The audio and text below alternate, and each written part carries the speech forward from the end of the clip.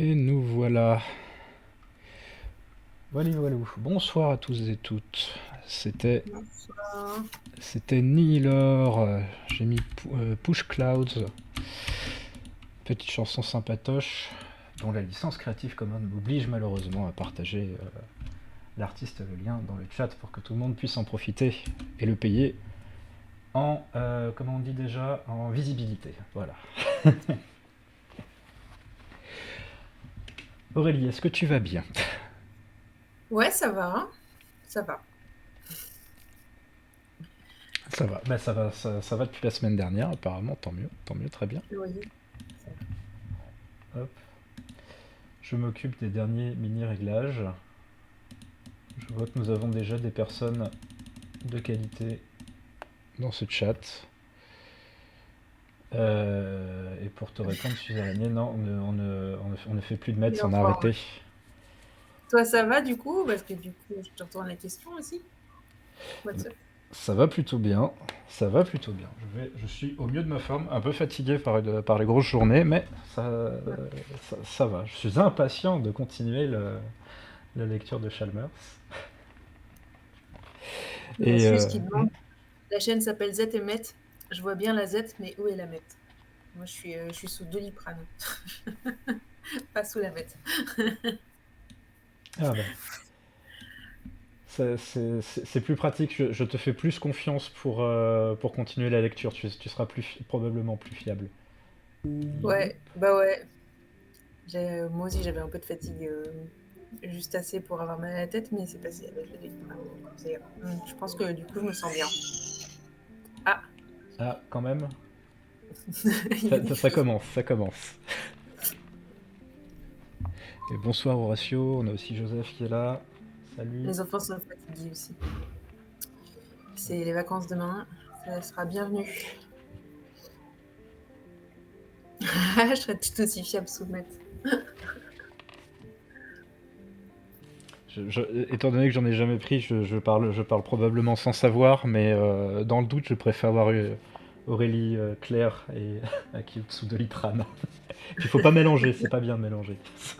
Ouais, je sais jamais ce que ça peut donner. Alors,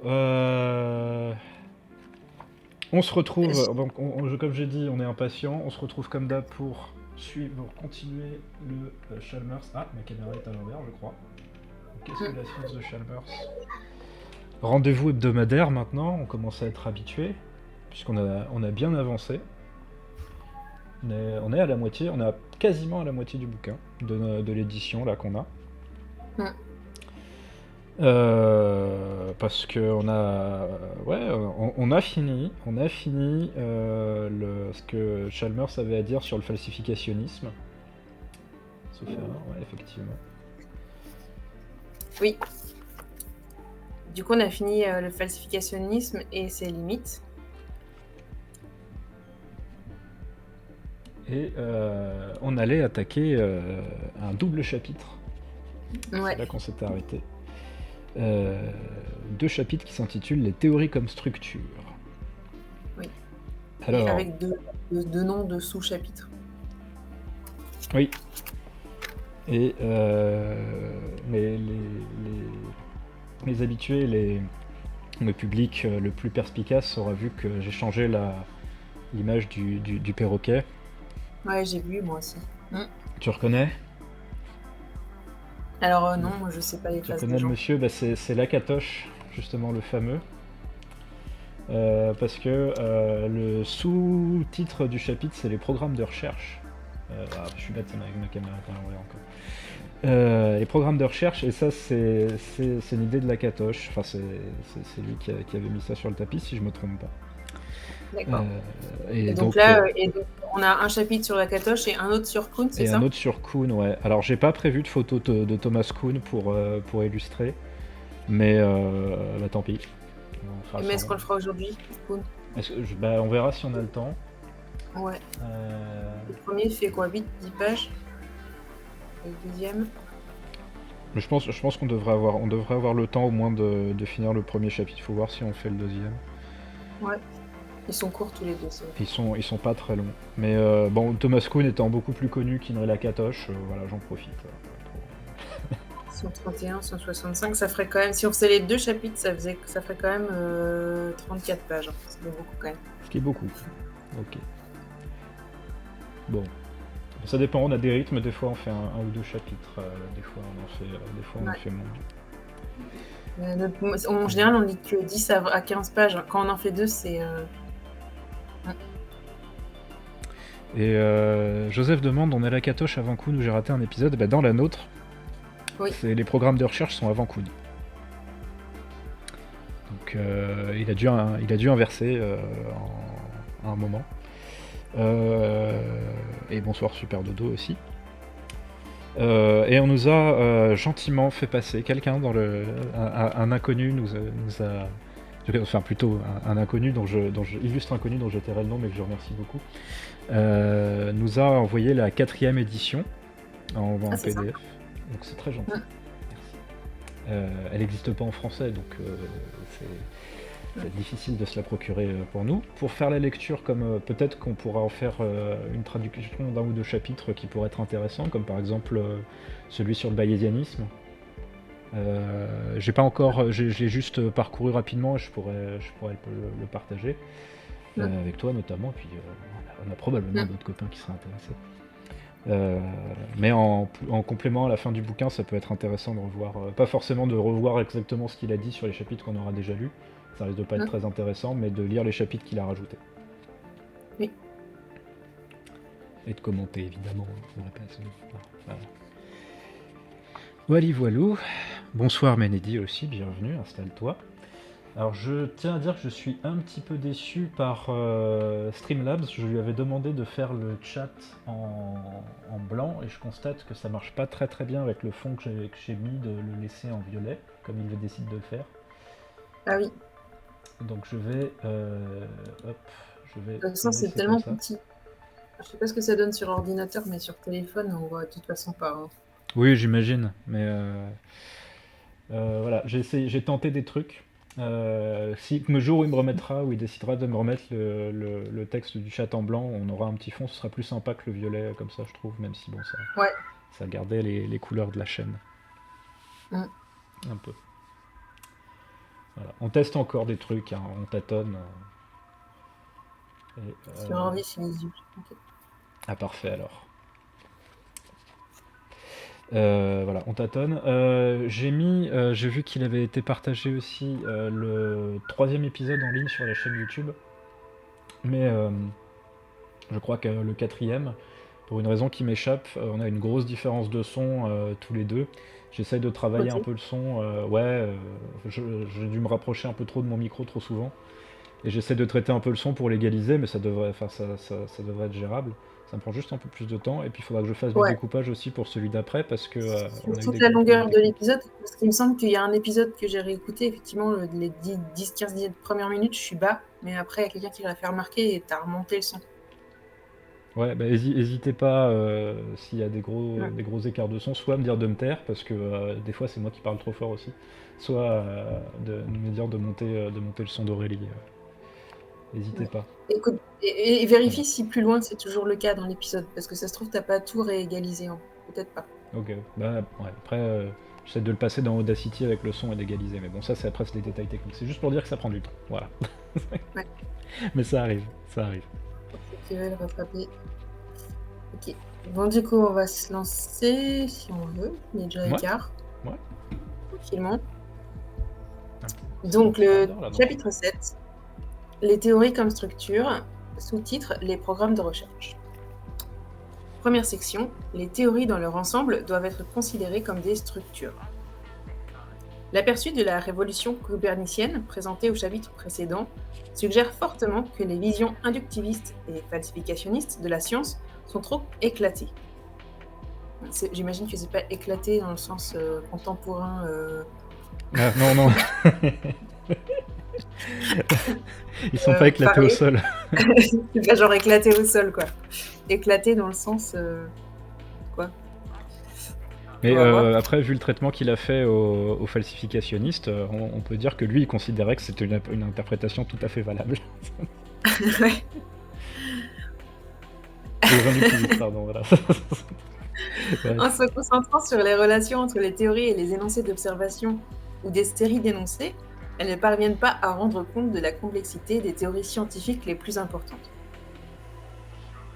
Ni l'accent mis par l'inductiviste naïf sur la dérivation inductive des théories à partir de l'observation, ni le schéma falsificationniste des conjectures et réfutations ne sont capables de rendre compte de la genèse et du développement des théories réellement complexes. Il sera plus approprié de considérer les théories comme des globalités structurées d'un certain type. Une des raisons qui amène à voir les théories comme des structures est issue de l'histoire des sciences. L'étude historique montre que l'évolution et les progrès de la science, des sciences les plus importantes révèlent une structure qui échappe à l'inductivisme et ou au falsificationnisme. J'ai buté sur la science, les sciences, mais il y a tout un débat sur ce qu'il faut dire. Oula, Donc là, ouais, il dit on va bien. pas se lancer Il y a- là-dedans. Non. Il dit bien histoire des sciences, là. Ouais. Le développement programmatique de la théorie de Copernic sur plus d'un siècle nous en a déjà fourni un exemple. Nous en verrons d'autres plus loin dans le chapitre. Mais l'histoire ne constitue pas le seul argument pour affirmer que les théories sont des globalités structurées. Il en existe un autre, philosophique, plus général, qui est en rapport étroit avec la dépendance de l'observation par rapport à la théorie. Par conséquent, les énoncés et les concepts qui s'y rattachent auront une précision et une valeur informative égale à la théorie dont ils utilisent le langage. Il me semble que l'on s'accordera pour dire que le concept newtonien de masse a une signification plus précise que le concept de démocratie, par exemple. Je pense que la raison tient à ce que le premier concept joue un rôle bien spécifique dans une théorie précise, structurée, la mécanique newtonienne. Au contraire, les théories dans lesquelles le concept démocratie apparaît sont notoirement vagues et diverses. Si l'on admet ce rapprochement entre la précision de la signification d'un terme ou d'un énoncé et le rôle qu'il joue au sein d'une théorie, alors la nécessité de théories structurées de façon cohérente s'impose directement. Il y a un truc que je suis en train de penser en lisant, c'est que quand il dit qu'une théorie c'est quelque chose de global et structuré, je suis pas sûre de comprendre la différence en fait avec le falsificationnisme, parce que dans le falsificationnisme on a bien des théories qui sont quelque chose de délimité, en tout cas. Je sais pas si c'est structuré et global, mais c'est délimité puisque en fait il compare des théories, donc ça veut dire que c'est quelque chose de délimité. Donc je m'attends, enfin là du coup je dis ça parce que dans ma tête là, en suspens, il y a bon, je vais essayer de comprendre ce qu'il veut dire par structuré, mais pour l'instant c'est pas clair. Sachant aussi que les idées de Lakatosh et ce qu'il va développer là, ça dérive un peu quand même du falsificationnisme. Mm. C'est pas étonnant qu'à mon avis que les deux descriptions se ressemblent quand même pas mal initialement. Mais à mon avis, je pense qu'il y a plus, dans l'idée de ce qu'il veut décrire, il y a plus une relation d'interdépendance et de structure, c'est ça l'idée entre les propositions, alors que j'ai l'impression que la description falsificationniste, au moins qu'il en faisait, les nouvelles propositions n'étaient pas forcément dépendantes du corps, dans le sens où, comme il le dit, il pouvait y avoir, enfin, on pouvait proposer des trucs complètement, je dirais, improbables ou des trucs comme ça, qui finissaient par avoir diverses valeurs de vérité, certes, mais tu pouvais faire une collection plus aléatoire d'échecs, enfin de propositions que tu mettais en échec. Je pense que là, ce qu'il essaye de montrer, c'est que le cœur de l'idée, c'est que la théorie, c'est un ensemble de notions qui sont structurées en relation les unes aux autres. Là, il part plutôt de ça. Oui, du coup, s'il y a un bout qui marche pas, c'est pas si facile de corriger, quoi. C'est ça, avec, ça il le montrera plus tard, mais c'était déjà un petit peu introduit dans le chapitre précédent, mais il y a effectivement une notion plus centrale, le corps de la théorie, on va dire, et les parties périphériques qui, elles, peuvent tomber à la limite, mais avec les notions, tout le cœur de la théorie qui, lui, est vraiment le solide auquel on se raccroche. Ok. Si je me trompe pas, ça doit être quelque chose comme ça. Ok, bon bah on verra de toute façon, mais Ça permet d'avoir ça en suspens. La dépendance de la signification des concepts par rapport à la structure de la théorie dans laquelle ils apparaissent, et la dépendance de la précision des premiers par rapport à la précision et au degré de cohérence de cette dernière, peut être rendue plus visible encore en remarquant que les autres voies par lesquelles on pense donner un sens à un concept sont limitées. L'une de ces voies consiste à considérer que les concepts acquièrent leur sens au moyen d'une définition. Les définitions doivent être rejetées en tant que procédure fondamentale pour établir des sens. Oh, cette phrase, elle est... faut la comprendre. En tant que procédure fondamentale, on va voir ce que ça veut dire, peut-être qu'il explique. Ouais. On verra à la fin du paragraphe, si jamais on n'a pas compris, on reviendra dessus. Les concepts peuvent seulement être définis en termes d'autres concepts dont les significations sont données. Si les significations de ces derniers concepts sont elles-mêmes établies par la définition, il est clair qu'il en résultera une régression infinie, à moins que les significations de quelques termes soient connues par quelque autre moyen. Un dictionnaire est inutile si on ne connaît pas déjà le sens de nombreux mots. Newton ne pouvait pas définir la masse ou la force en termes de concepts pré-newtoniens. Il lui fallut dépasser les termes de l'ancien système conceptuel, en développant un nouveau système. Une seconde voie est celle qui consiste à penser que le sens des concepts est établi au moyen de l'observation, au moyen d'une définition ostensive. Là encore des mots nouveaux. Ouais, ostensive, je ne sais pas ce que ça veut dire. C'est en italique, donc c'est bien insister que c'est quelque chose qui est... Définition ostensive, c'est quelque chose qui est créé, quoi. Je connais même pas la définition. Ostensive.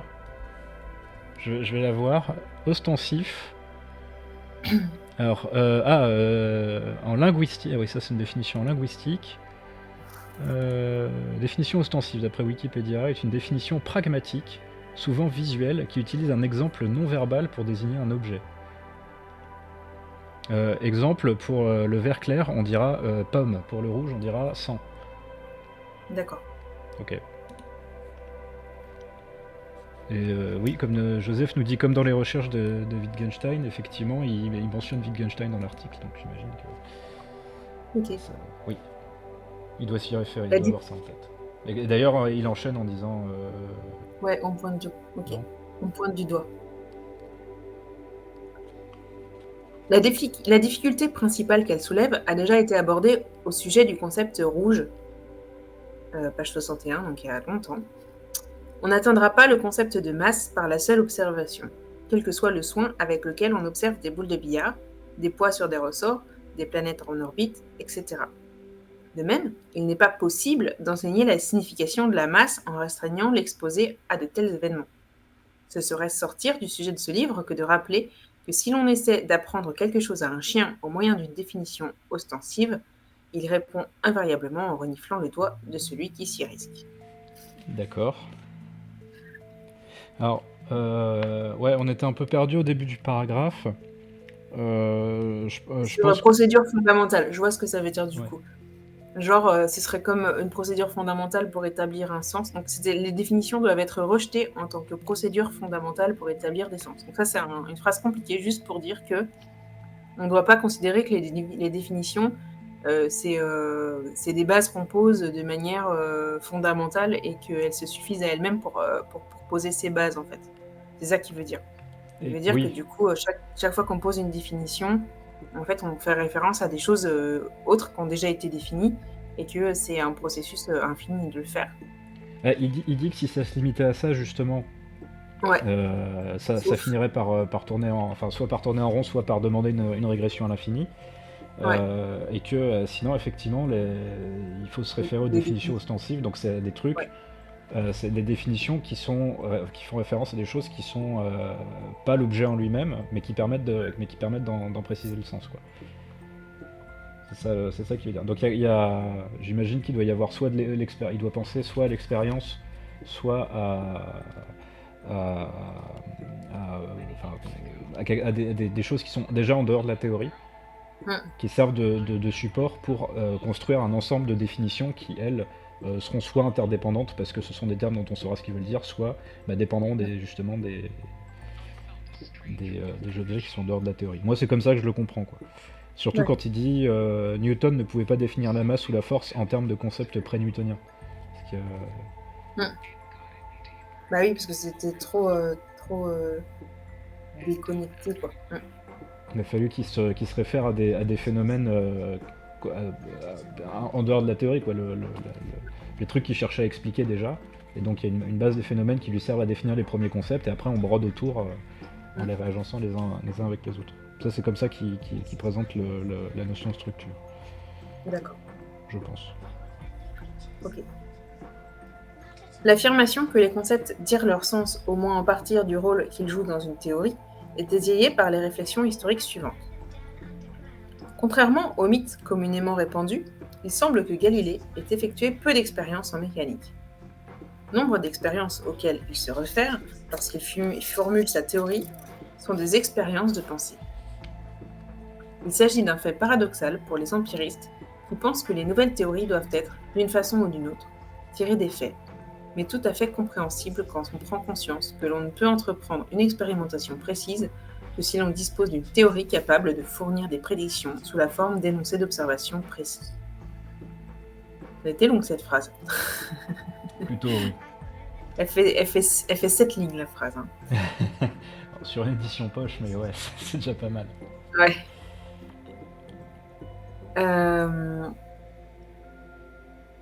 Je la relis du coup. Ok. Ça va ou je continue? Si tu veux la relire, tu peux, parce que. Ouais, là, en gros, il dit juste que les empiristes auraient du mal à comprendre comment Galilée aurait fait pour élaborer sa théorie juste avec, enfin, essentiellement avec des expériences de pensée. Hmm. Voilà. Bon, Galilée était engagé dans un processus d'élaboration d'une mécanique nouvelle, qui donnerait lieu par la suite à une expérimentation détaillée. Qu'il ait fait porter ses efforts sur des expériences de pensée, des analogies et des métaphores illustratives, plutôt que sur l'expérimentation détaillée, ne saurait donc nous surprendre. Il m'apparaît que l'histoire d'un concept, que ce soit l'élément chimique, l'atome, l'inconscient ou tout autre, commence par l'émergence du concept sous la forme d'une idée vague et se poursuit par une phase de clarification progressive, quand la théorie qui l'intègre se précise et devient plus cohérente. L'émergence du concept de champ électrique en est un exemple particulièrement frappant, même s'il est un peu technique. Quand ce concept fut introduit pour la première fois par Faraday dans les années 1830, il était très vague et était formulé en recourant à des analogies mécaniques et à l'usage métaphorique de termes comme tension, puissance et force.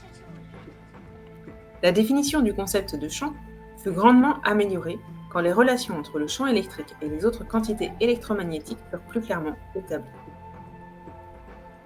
Une fois que Maxwell eut introduit son courant de déplacement, il lui fut possible de donner une grande cohérence à la théorie sous la forme des équations dites de Maxwell, qui établirent clairement les interactions entre toutes les quantités de champs électromagnétiques. C'est alors que le sens de champ électrique, en théorie électromagnétique classique, acquit un haut degré de clarté et de précision.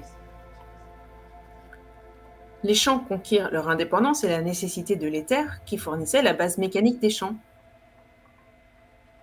fut abolie. si tu relis la phrase, il dit les champs conquirent leur indépendance et la nécessité de l'éther qui fournissait la base mécanique des champs fut abolie. Donc en gros, une fois que D'accord. les champs ont gagné leur propre Est abolie. indépendance, l'éther, tchac, on s'en est débarrassé. Ouais. Oui, je vois. Du coup, en fait, Euh, en ayant des concepts plus indépendants et ouais, construits dans une théorie plus précise, c'est ça?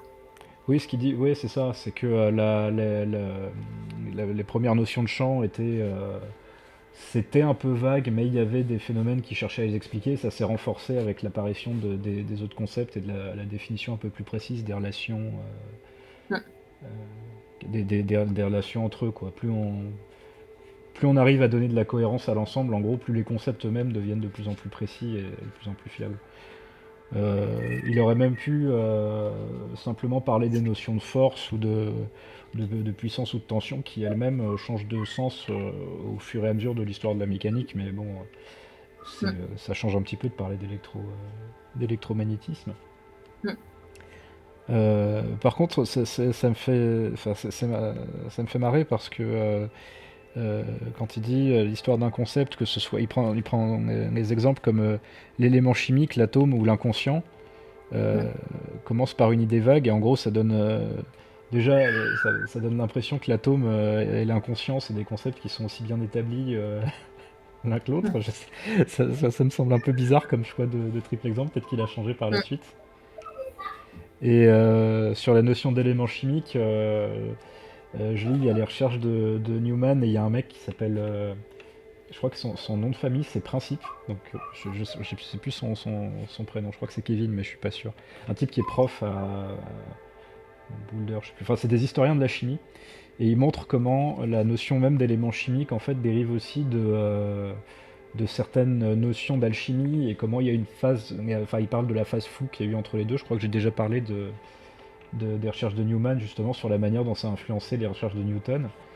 Et c'est juste enfin, pour souligner le fait que là on a l'impression qu'il dit qu'à un moment il y a le concept qui apparaît de manière un peu floue et qui tend à se préciser au fur et à mesure avec le temps.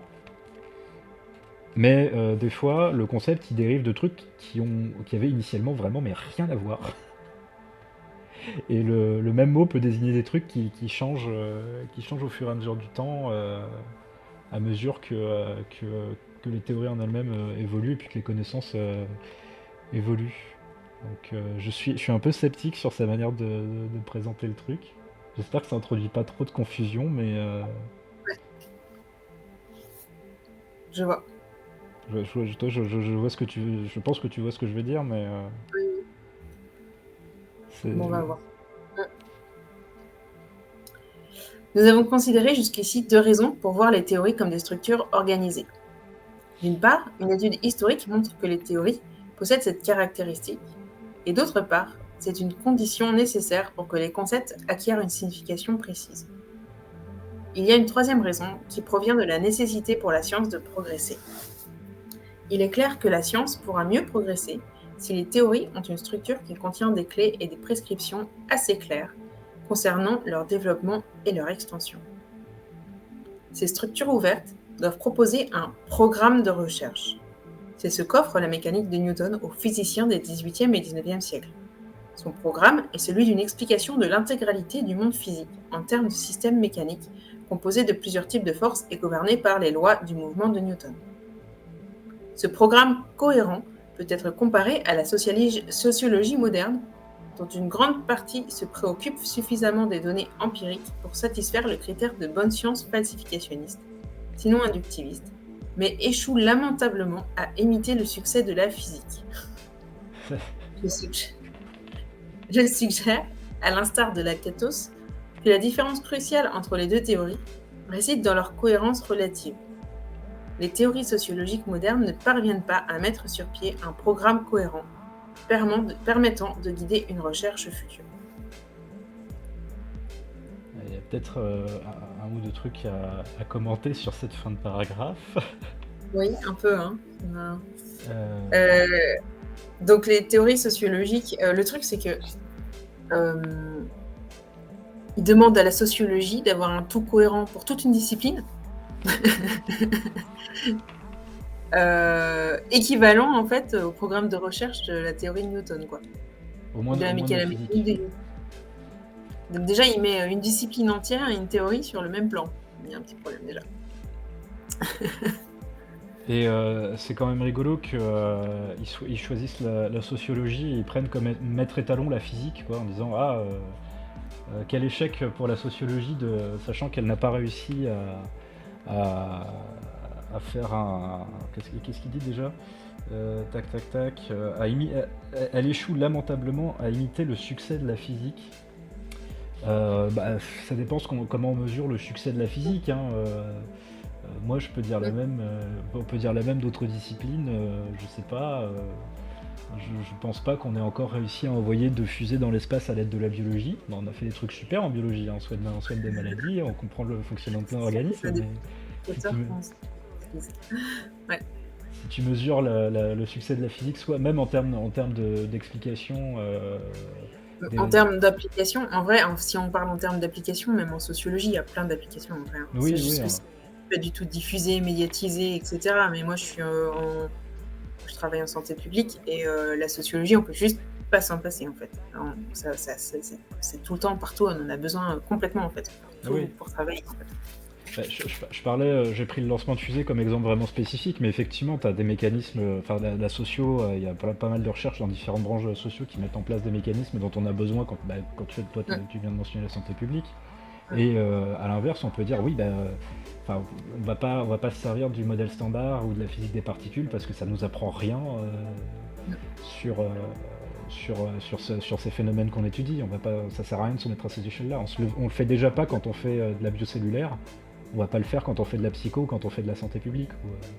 Ouais. Mais c'est vrai qu'il y a pas beaucoup de gens en fait qui sont compétents aussi dans les différentes disciplines et moi je suis pas sociologue, hein, mais c'est vrai que par contre j'ai quand même un pied dedans, enfin du coup et enfin je le trouve super injuste quoi parce que en fait il y a quand même des corps de théorie qui sont développés qui permettent de préciser des choses.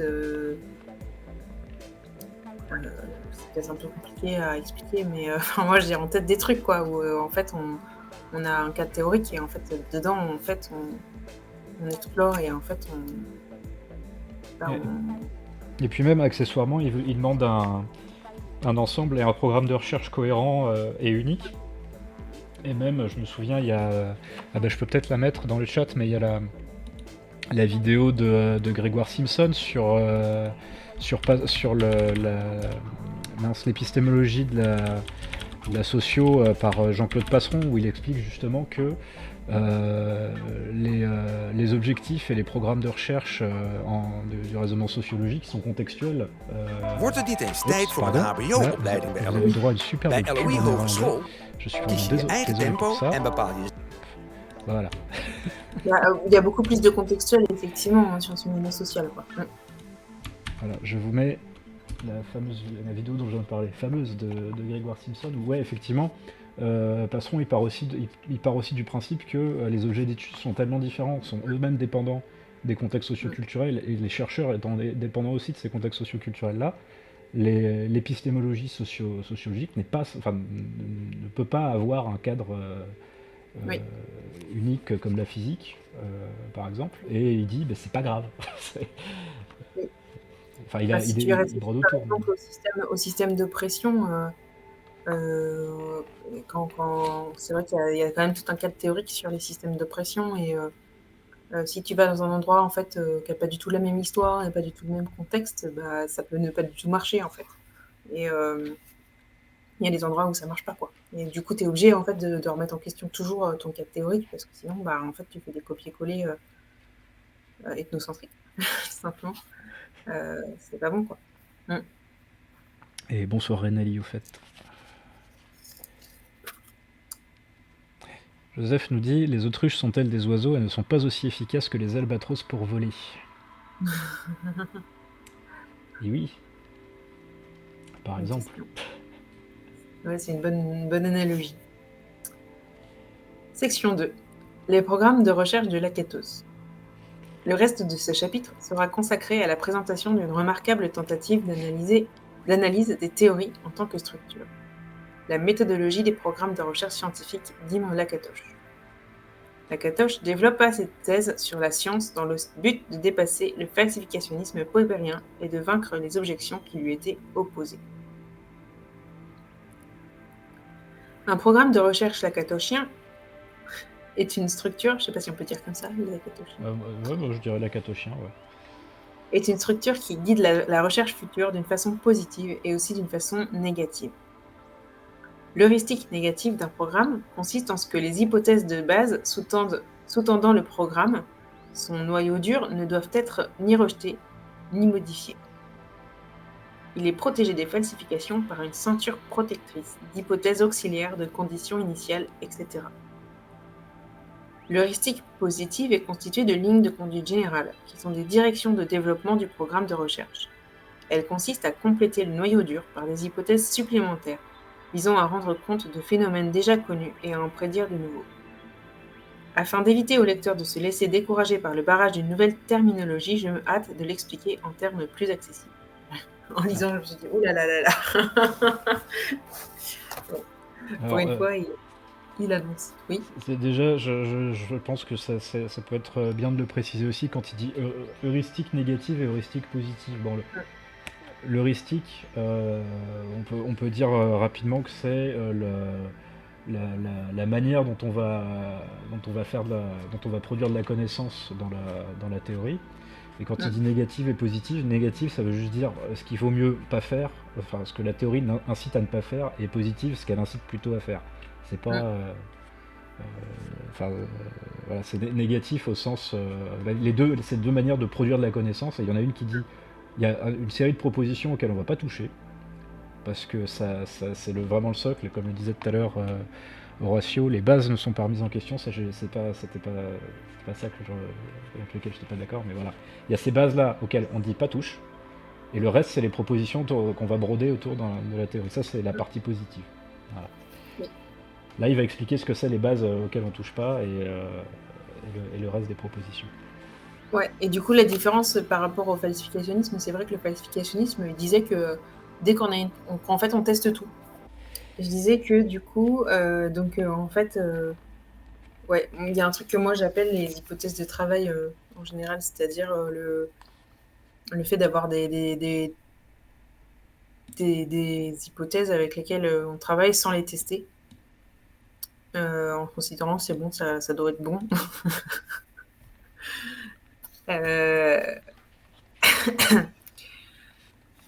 Oui, bah des fois, effectivement, elles sont assez consensuelles. Il y a des moments où on se dit oui, ça va, ça peut tenir le coup. Et là, il y a des moments où c'est plus incertain, quoi. Donc, le jour où elles sont remises en question, ce sera un peu plus problématique.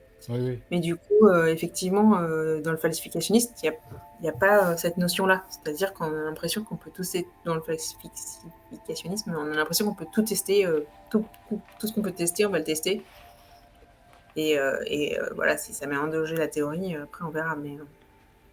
Mais en fait, en vrai, dans la pratique, c'est vrai que ça marche pas comme ça, quoi. Si je peux faire un parallèle avec ce que j'ai fait au labo ces dernières années, il y a aussi effectivement un côté on a mis en place des hypothèses qui marchent dans un certain nombre de cas, on va dire, on sait que ça marche dans tant de cas pour notre modèle, et parfois on prend des modèles et on essaye aussi de les appliquer à d'autres matériaux, à d'autres structures cristallines, ou même quand j'ai fait de la modélisation donc de polymères, donc des plastiques dans lesquels on mettait des charges d'autres molécules par exemple, pour voir comment ça modifiait les propriétés rhéologiques.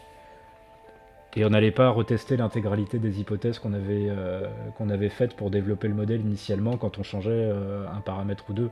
Aussi en partie pour pouvoir avancer, pour pouvoir bosser, parce que si on doit republier à chaque fois un papier en disant ah oui on a bien vérifié qu'on était bien dans les conditions exactement qui permettent d'être sûr que tout devrait fonctionner, des fois ça ne suffit pas à expliquer les écarts que tu peux avoir quand même quand tu fais de la modélisation par rapport à la réalité. Et effectivement, ça va pas intéresser grand monde en fait, parce que même les collègues ils diraient pourquoi vous avez fait ça les gars, dans vos autres papiers vous avez déjà montré que dans les mêmes conditions, s'il n'y a pas de raison de tout retester, on va pas le faire, quoi. C'est un peu ça. Oui. Ouais, c'est ça, ça peut être vu comme une perte de temps en fait, alors que tout le monde va globalement accepter ces conditions-là, ces hypothèses. Mais ça veut pas dire qu'en pratique il faudrait pas le faire, en théorie il faudrait pas le faire, en pratique on a du temps et des ressources limitées, et puis on a effectivement des heuristiques qui nous disent que ça sert pas forcément à grand chose, quoi. Si on n'a pas de bonne raison de le faire, on va pas le faire.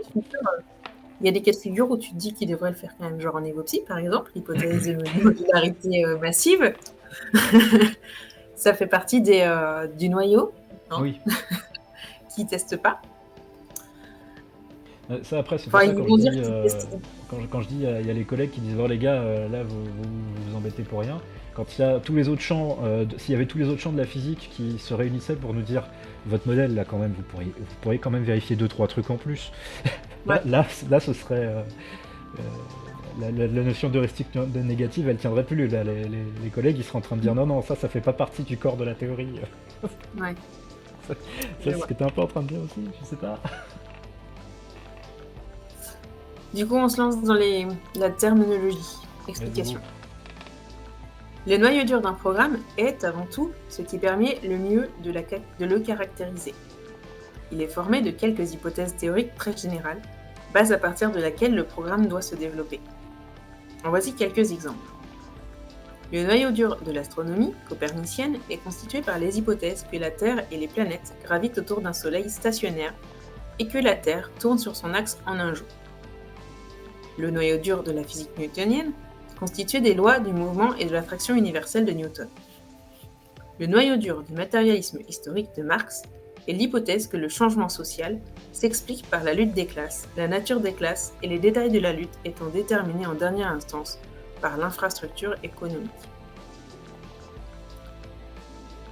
J'aime bien quand même ouais. à quel point il tient à remettre des théories que Popper avait essayé de dégommer avec son falsificationnisme, comme le matérialisme historique de Marx, où plutôt il parle d'inconscient qui est une référence directe à la psychanalyse. Ça sent quand même les petites crottes de nez qu'il lance à Karl Popper. Mais là, du coup, avec le matérialisme historique de Marx, on a quand même une théorie qui fournit un programme de recherche. En fait. C'est vrai. Donc, du coup, c'est un exemple qui montre qu'il était en plus un peu exagérant tout à l'heure. C'est vrai. Non, mais j'ai dit ça, c'est quand même des exemples qui ont une certaine signification quoi, dans leur choix. Ah bah oui, c'est sûr. Ouais. On va dire qu'il compense un peu son truc contre la sociologie tout à l'heure. Quoi. Ouais. Le noyau dur d'un programme est rendu infalsifiable par décision méthodologique de ses protagonistes. Ouais, c'est une bonne façon de résumer le truc. Donc en gros, comme tu disais, on décide, ouais non, c'est bon, on n'a pas besoin de tester ça. En gros, c'est ça. Oui. Bon, on a de bonnes raisons de décider, hein. Il y a une heuristique derrière, mais à la fin, on décide. Voilà. C'est comme ça. Toute inadéquation entre un programme de recherche et les données d'observation est à attribuer non pas aux hypothèses qui en constituent le noyau dur, mais à toute autre partie de la structure théorique. L'enchevêtrement d'hypothèses qui constituent cette autre partie de la structure est ce que Lakatos appelle la ceinture protectrice.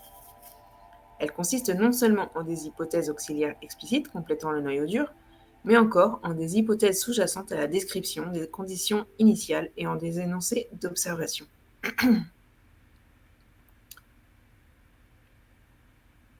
Ok. Oui, par exemple... Ça te perturbe.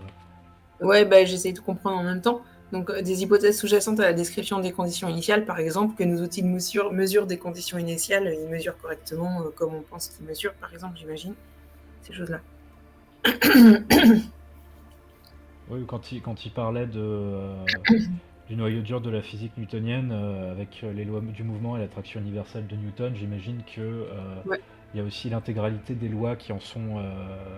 du loi du mouvement qui en sont directement dérivées, ou des notions de couple, ce genre de trucs qui expliquent plutôt bien les phénomènes, et donc tant que ça tient, on n'a pas de raison de remettre en question les trucs les plus fondamentaux, quoi. Je pense que c'est un peu ça, l'idée de ceinture protectrice. Ok. Par exemple, le noyau dur du programme de recherche de Copernic a besoin d'être étendu en ajoutant de nombreux épicycles aux orbites planétaires initialement circulaires. Il se révéla également nécessaire de modifier l'estimation des distances des étoiles à la Terre acceptées jusque-là. Si le comportement planétaire observé différait de celui prédit par le programme de recherche copernicien à quelque étape de son développement, on pouvait alors protéger le noyau dur du programme en modifiant les épicycles ou en y ajoutant de nouveaux. On en vint à formuler d'autres hypothèses, au départ implicites, puis à les modifier. Le noyau dur a été protégé en changeant la théorie sous-jacente au langage d'observation, pour que les observations au télescope remplacent celles à l'œil nu, par exemple. On modifia également les conditions initiales en ajoutant de nouvelles planètes. C'était ça, par exemple. L'heuristique négative d'un programme est l'exigence de maintenir inchangé et intact le noyau dur au cours du développement du programme. Tout savant qui effectue une modification du noyau dur choisit de sortir du programme de recherche en question. Tycho Brahe décida de quitter le programme de recherche copernicien et d'en commencer un autre lorsqu'il proposa d'admettre l'hypothèse que toutes les planètes autres que la Terre gravitent autour du Soleil, le Soleil lui-même tournant autour d'une Terre stationnaire. Lorsque l'Akatosh met l'accent sur l'élément conventionnel nécessaire au sein d'un programme de recherche et sur la nécessité pour les scientifiques de décider d'accepter son noyau dur, il se rapproche énormément de la position de Popper sur les énoncés d'observation dont il a été question dans la section 2 du chapitre précédent. Il subsiste néanmoins entre eux une divergence essentielle. Alors que, pour Popper, les décisions concernent uniquement l'acceptation d'énoncés singuliers, l'Akatosh étant le dispositif pour qu'il puisse s'appliquer aux énoncés universels qui constituent le noyau dur. J'éprouve le même type de réserve à l'égard de l'insistance de l'Akatosh sur les décisions explicites des hommes de science que celle que j'ai mentionnée à propos de Popper. La question sera examinée plus en détail dans les chapitres suivants. On continue sur la terminologie. Alors, ouais, bah là, il met explicitement la différence entre les deux, entre l'Akatosh et Popper, quoi. Ouais. Ouais, donc, comme il dit, ouais, le point de divergence, c'est effectivement que, ouais, là, quand il parle de l'acceptation d'énoncés singuliers, ce qui est un peu embêtant, c'est qu'il est toujours un peu flou sur ce qu'il entend par énoncé singulier universel, mais là, effectivement, il y a l'Akatosh, il considère que c'est les énoncés universels, donc les lois et les définitions qui sont imbriquées les uns dans les autres, et que c'est ceux-là qu'on peut aussi falsifier, j'imagine. J'imagine que énoncé singulier, c'était un peu genre la Terre tourne autour du Soleil en formant une ellipse, et universel, c'est dans le système solaire, les planètes tournent autour du Soleil en formant une ellipse, par exemple, dans un système solaire en général.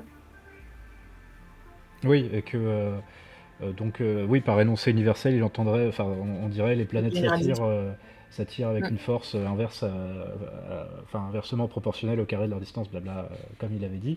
Et donc ouais, l'Akatosh il dit bah ça aussi, ouais, ça peut être réfuté, mais par décision dogmatique du groupe de scientifiques qui se servent de la théorie newtonienne, on considère que pas touche. Ok. On continue avec la terminologie du coup. Ouais. L'heuristique positive, cet aspect du programme de recherche qui indique aux scientifiques ce qu'ils devraient faire et non plus ce qu'ils devraient ne pas faire, est bien plus vague et plus difficile à caractériser que l'heuristique négative. L'heuristique positive indique comment enrichir le noyau dur afin d'être à même d'expliquer et de prédire des phénomènes réels. Pour reprendre les propres termes de l'Akatosh, guillemets, l'heuristique positive consiste en une série partiellement formulée de propositions ou d'indications sur la façon d'opérer des transformations, de développer la ceinture protectrice réfutable. Fin de citation. Le développement d'un programme de recherche ne se fera pas seulement en ajoutant de bonnes hypothèses auxiliaires, mais aussi en développant de bonnes techniques mathématiques et expérimentales. Par exemple, dès les premiers balbutiements du programme copernicien, il était clair qu'il fallait utiliser, dans le but d'élaborer le programme et de procéder à son application dans le détail, des techniques mathématiques propres à manipuler les mouvements épicycliques, de meilleures techniques d'observation astronomique et des théories adaptées à l'utilisation de toute une variété d'instruments. Donc ça donne des pistes à explorer, quoi, des choses à chercher pour mieux comprendre et explorer la théorie, quoi. Ouais, mais comme il dit, c'est là qu'il y a l'espace de liberté parce que c'est pas clair, quoi, la manière de faire. Il y a beaucoup moins de. Enfin, c'est plus difficile à caractériser, donc j'imagine que ça doit être un peu plus là que la créativité des scientifiques se manifeste. Ouais. L'Akatosh a illustré la notion d'heuristique positive par l'histoire des premiers développements de la théorie de la gravitation de Newton. Ce dernier parvint d'abord à la loi du carré inverse pour l'attraction en considérant le mouvement elliptique d'une planète identifiée à un point autour du Soleil, lui aussi ponctuel stationnaire. Il était clair qu'il fallait, pour que la théorie de la gravitation puisse être appliquée au mouvement planétaire réel, que le programme soit développé à partir de ce modèle idéal, vers des modèles plus réalistes. Mais ce développement exigeait la résolution de problèmes théoriques et ne fut pas achevé sans d'importants travaux théoriques. Newton lui-même se confronta à ce programme défini. En d'autres termes, fut guidé par une heuristique positive et pu accomplir des avancées considérables. Il commença par envisager le fait qu'un soleil, aussi bien qu'une planète, se déplacent sous l'influence de leur attraction mutuelle.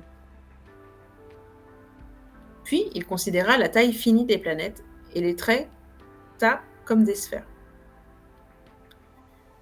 Après avoir résolu le problème mathématique posé par ce changement, Newton parvint à prendre en compte d'autres complications, envisageant par exemple la rotation des planètes sur elles-mêmes, ou le fait qu'elles subissent des forces gravitationnelles des autres planètes, et pas seulement celles du Soleil. Lorsque Newton eut atteint ce niveau dans le programme, en suivant la voie qui s'était présentée à lui comme nécessité issue du contexte, il se préoccupa de la concordance entre la théorie et l'observation. Après qu'il l'eut trouvée satisfaisante, il aborda le cas des planètes non sphériques, etc. Et de la même façon que s'était imposé à lui le programme théorique contenu dans l'heuristique positive, un programme expérimental assez bien défini se présenta. Il s'agissait de développer des télescopes plus précis et des théories auxiliaires pour les utiliser en astronomie, comme celle qui permettait de décrire la réfraction de la lumière dans l'atmosphère terrestre. Dans la formulation initiale de son programme, Newton affirma aussi qu'il était souhaitable de construire des appareils suffisamment sensibles pour détecter l'attraction gravitationnelle à l'échelle du laboratoire. Expérience de Cavendish. Alors, je dois avouer que... En fait, là, ce qu'on voit, en fait, au final, c'est que on n'est pas en train d'essayer de réfuter la théorie alors qu'elle est à peine élaborée. On est en train de chercher à mesurer les trucs pour confirmer la théorie et à faire des mesures, en fait, qui nous permettent de mieux la développer, en fait, et de mieux l'articuler déjà. Ouais, le stade initial, c'est de construire déjà un truc qui tient debout suffisamment cohérent pour pouvoir le présenter. Exactement. Et ça implique déjà de développer pas mal de choses, d'outils, de concepts, etc. Donc on est dans la construction, quoi, pas dans la destruction. Oui, bah c'est la partie, ouais, ce qu'il dit de la partie de l'heuristique positive, quoi. C'est positif dans le sens où ça cherche à faire des trucs, à ajouter du contenu, on va dire. Ouais, c'est ça. Et s'il y a des trucs un peu bancals, bah, en fait, on cherche d'abord à les compenser et à débancaliser avant de commencer à chercher à réfuter. Alors s'il y a des gens que ça intéresse, il y a effectivement un article wiki sur l'expérience de Cavendish, mais je fais pas une grande confiance à wiki pour être parfaitement précis. Néanmoins, je vais faire une exception parce que ça m'a l'air d'être quelque chose... Mais l'article ne cite pas suffisamment ses sources, donc d'après Wikipédia, c'est qu'il ne doit pas y en avoir vraiment pas beaucoup. Il est pas ouf. Il est pas ouf, mais je pense que ça permet d'illustrer le dispositif qui est un petit machin rigolo et de préciser de quoi il parle. Ça parle de... Enfin, c'est une petite expérience de mécanique avec une balance de torsion. Voilà, je vous mets ça. Hop. Et ça fait un moment qu'on vous a pas lu. Et Horatio nous dit oui, celui qui perdit son nez dans un duel, effectivement, on parlait tout à l'heure de Tycho Brahe. Il avait un postiche, il avait perdu son pif.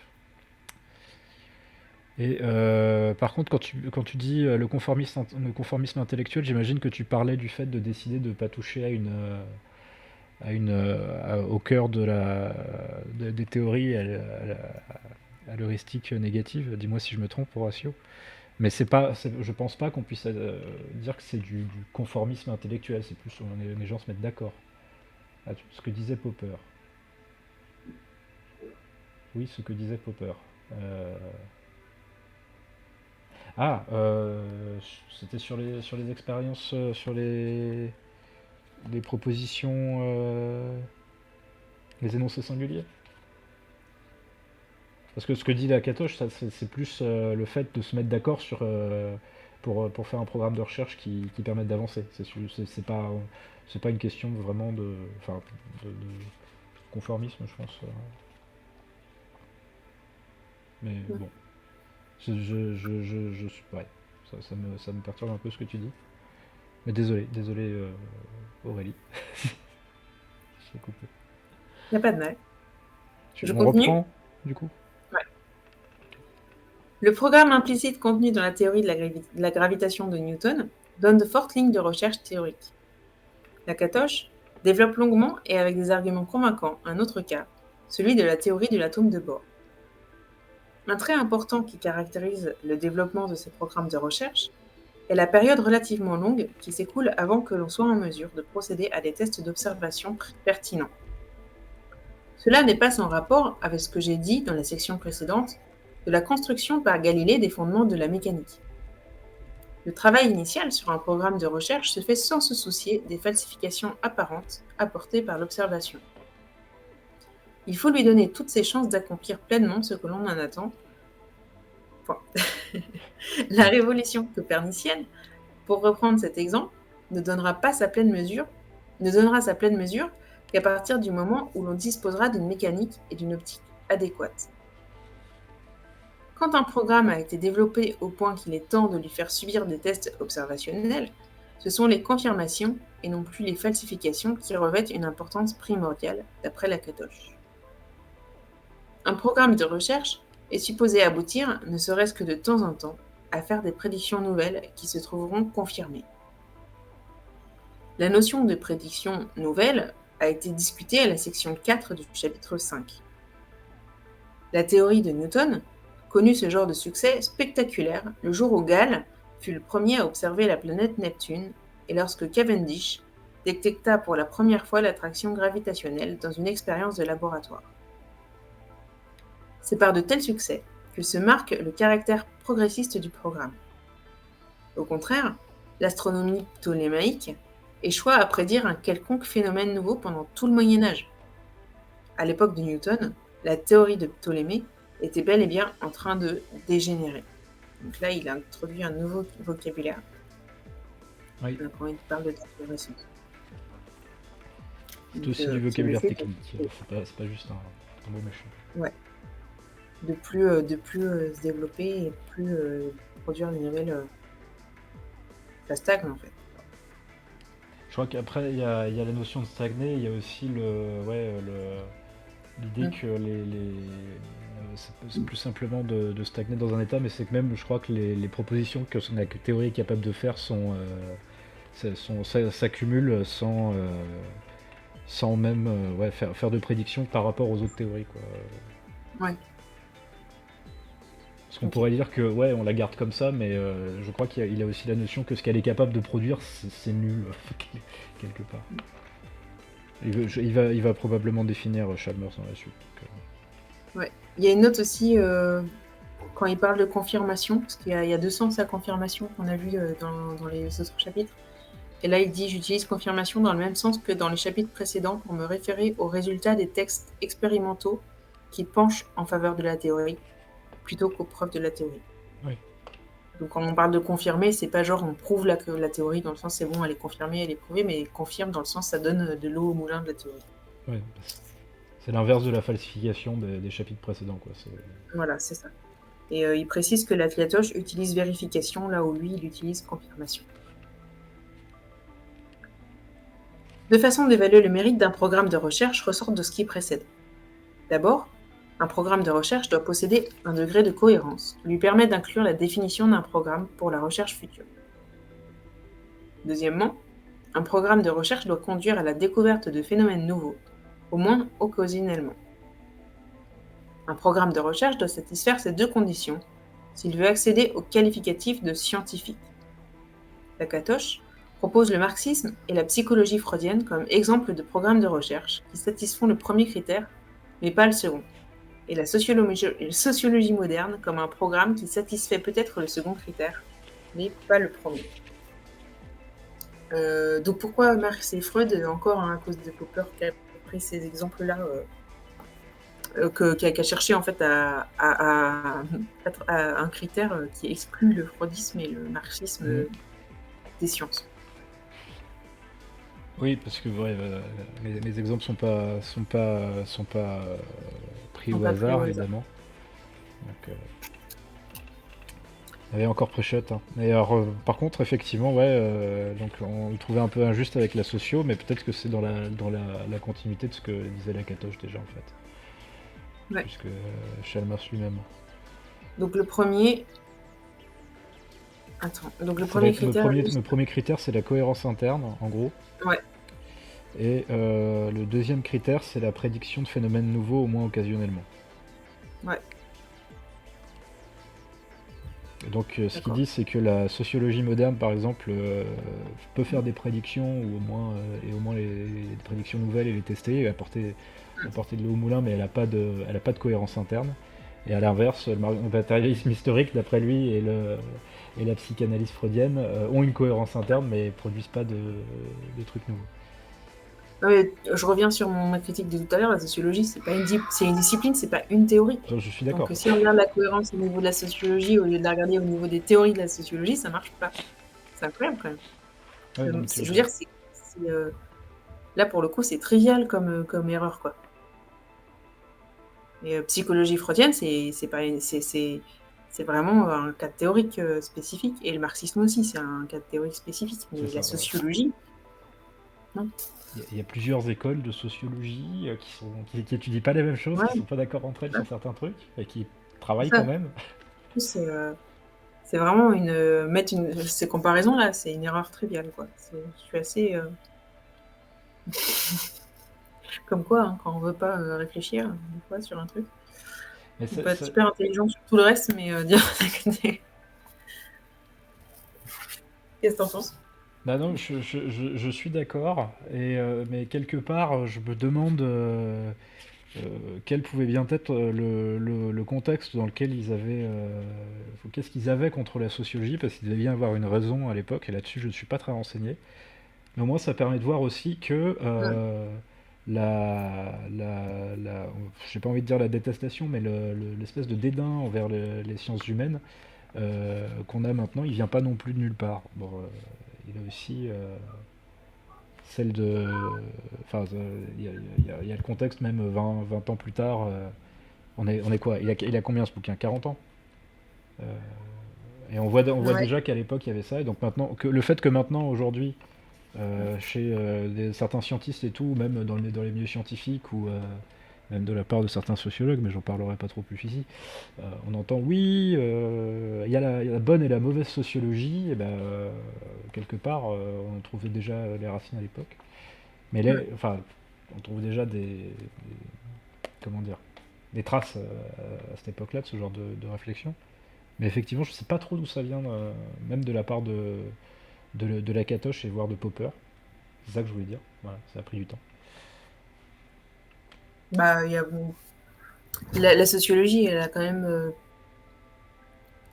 toujours eu, je pense, en elle, des germes de la description des inégalités, donc du coup de la contestation sociale, quoi. Donc, je pense que du coup, d'un point de vue idéologique, il y a toujours eu des réticences chez les tenants de l'ordre établi et les personnes qui étaient dans une position sociale suffisante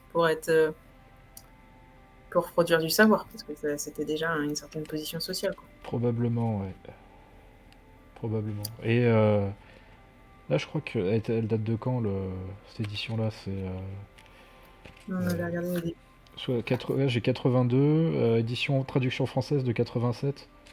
Ouais. Donc, ouais, on est au milieu des grosses années Bourdieu, là, Mm. niveau histoire de la socio. Mm. Donc, elle a pas encore eu son gros moment, en tout cas en Europe. Mm. Donc, la critique est peut-être plus facile aussi. Parce que le paysage a Ouais. beaucoup changé aussi depuis l'écriture de ce Oui. bouquin. Donc, Oui, oui, il y a ça aussi. Gell dit non seulement la sociologie, c'est plusieurs écoles, mais aussi il n'y a pas de paradigme, au sens de Kuhn. Comme on n'a pas encore vu Kuhn, on ouais, en c'est reparlera vrai. après. Et je sais pas si t'étais déjà là, Gaël, mais tout à l'heure j'ai partagé la vidéo de Grégoire Simpson sur Passeron. Donc Mm. je pense que ça explique bien ça. Section 3. La méthodologie au sein d'un programme de recherche. À l'intérieur du schéma de la Catoche, la méthodologie scientifique doit être discutée à partir de deux points de vue différents, à savoir d'une part le travail accompli au sein d'un programme de recherche isolé, d'autre part les mérites comparés de programmes de recherche concurrents. Travailler au sein d'un programme de recherche isolé passe par l'extension et la modification de sa ceinture de protection en ajoutant et en formulant diverses hypothèses. Quel type d'addition et de modification une bonne méthodologie scientifique autorise-t-elle et quels sont ceux qui doivent être éliminés comme non scientifiques? Akatosh n'y va pas par 4 chemins pour répondre à cette question. Tout changement est permis pour peu qu'il ne soit pas ad hoc, dans le sens discuté à la section 2 du chapitre 5. Dans ce sens-là, c'était que il fallait que ce soit testable. Des ajouts qui produisent des nouvelles prédictions. Et que ça Sinon, c'était pas le cas, c'était ad hoc. Que ça permette de faire des nouvelles propositions testables. Voilà, c'est ça. Les modifications et les ajouts à la ceinture protectrice d'un programme de recherche doivent pouvoir être soumis indépendamment à des tests. Les scientifiques, seuls ou en équipe, sont invités à développer la ceinture protectrice de toutes les façons qu'ils veulent, à condition que leur changement ouvre la voie à des tests inédits et permettent par là de nouvelles découvertes. Pour l'illustrer, reprenons l'exemple déjà cité à plusieurs reprises de développement de la théorie de Newton et considérons la situation à laquelle étaient confrontés Le Verrier et Adams quand ils s'occupèrent des perturbations de l'orbite d'Uranus. Ces savants choisirent de modifier la ceinture protectrice du programme en suggérant que les conditions initiales étaient inadéquates. Ce qu'ils proposèrent avait un caractère scientifique, parce qu'il était possible de les tester indépendamment. Ils aboutirent ainsi à découvrir la planète Neptune. Mais d'autres réponses étaient possibles à ce problème, et auraient pu être authentiquement scientifiques du point de vue de Lakatos. Ainsi, un savant aurait pu proposer de modifier la théorie optique régissant le fonctionnement des télescopes utilisés dans cette recherche. Ce changement aurait été scientifique si, par exemple, il avait conduit à prédire un nouveau type d'aberration, dont l'existence aurait pu être testée par des expériences optiques. Quelqu'un aurait pu tout aussi bien mettre en cause une hypothèse de la ceinture protectrice, concernant par exemple la réfraction dans l'atmosphère terrestre. C'est le leurre habituel, il pleure. Je crois que nous avons droit aux pleurs d'enfants. Ouais. Un tel changement aurait été légitime s'il avait ouvert la possibilité de tests expérimentaux d'un type nouveau, qui aurait pu éventuellement conduire à découvrir quelques caractéristiques inattendues de l'atmosphère terrestre. Deux sortes de changements sont éliminés de la méthodologie de Lakatos. D'abord, les hypothèses ad hoc et les hypothèses qui ne sont pas testables indépendamment. Il a tendance en plus à faire des bruits, des pleurs très très très bruyants, pour qu'on sache qu'il pleure. Oui, bah ça c'est la raison d'être des pleurs, hein, c'est qu'on sache qu'il a vécu. C'est ça. Ils ne sont pas seuls, rassurez-vous. Ouais. Par exemple, dans notre cas, il n'aurait pas été correct du point de vue scientifique de proposer que les perturbations du mouvement de la planète Uranus... Alors, je coupe mon micro. Ah, bon, nous avons une petite minute d'interruption. Et bonsoir Elena, on profite pour dire bonjour. J'espère, Horatio, que les petits cœurs sont pour ces pauvres enfants qui se font mal tout seuls. J'espère qu'ils se font mal tout seuls. Ah, nous perdons Aurélie une petite minute. Nous avons eu un petit accident. Et Joseph, quand tu dis qu'il y a un truc presque réconfortant quand ce sont ceux des autres qui pleurent, tu ne me donnes vraiment pas envie de devenir parent. Parce que je n'ai pas envie d'être réconforté par des pleurs.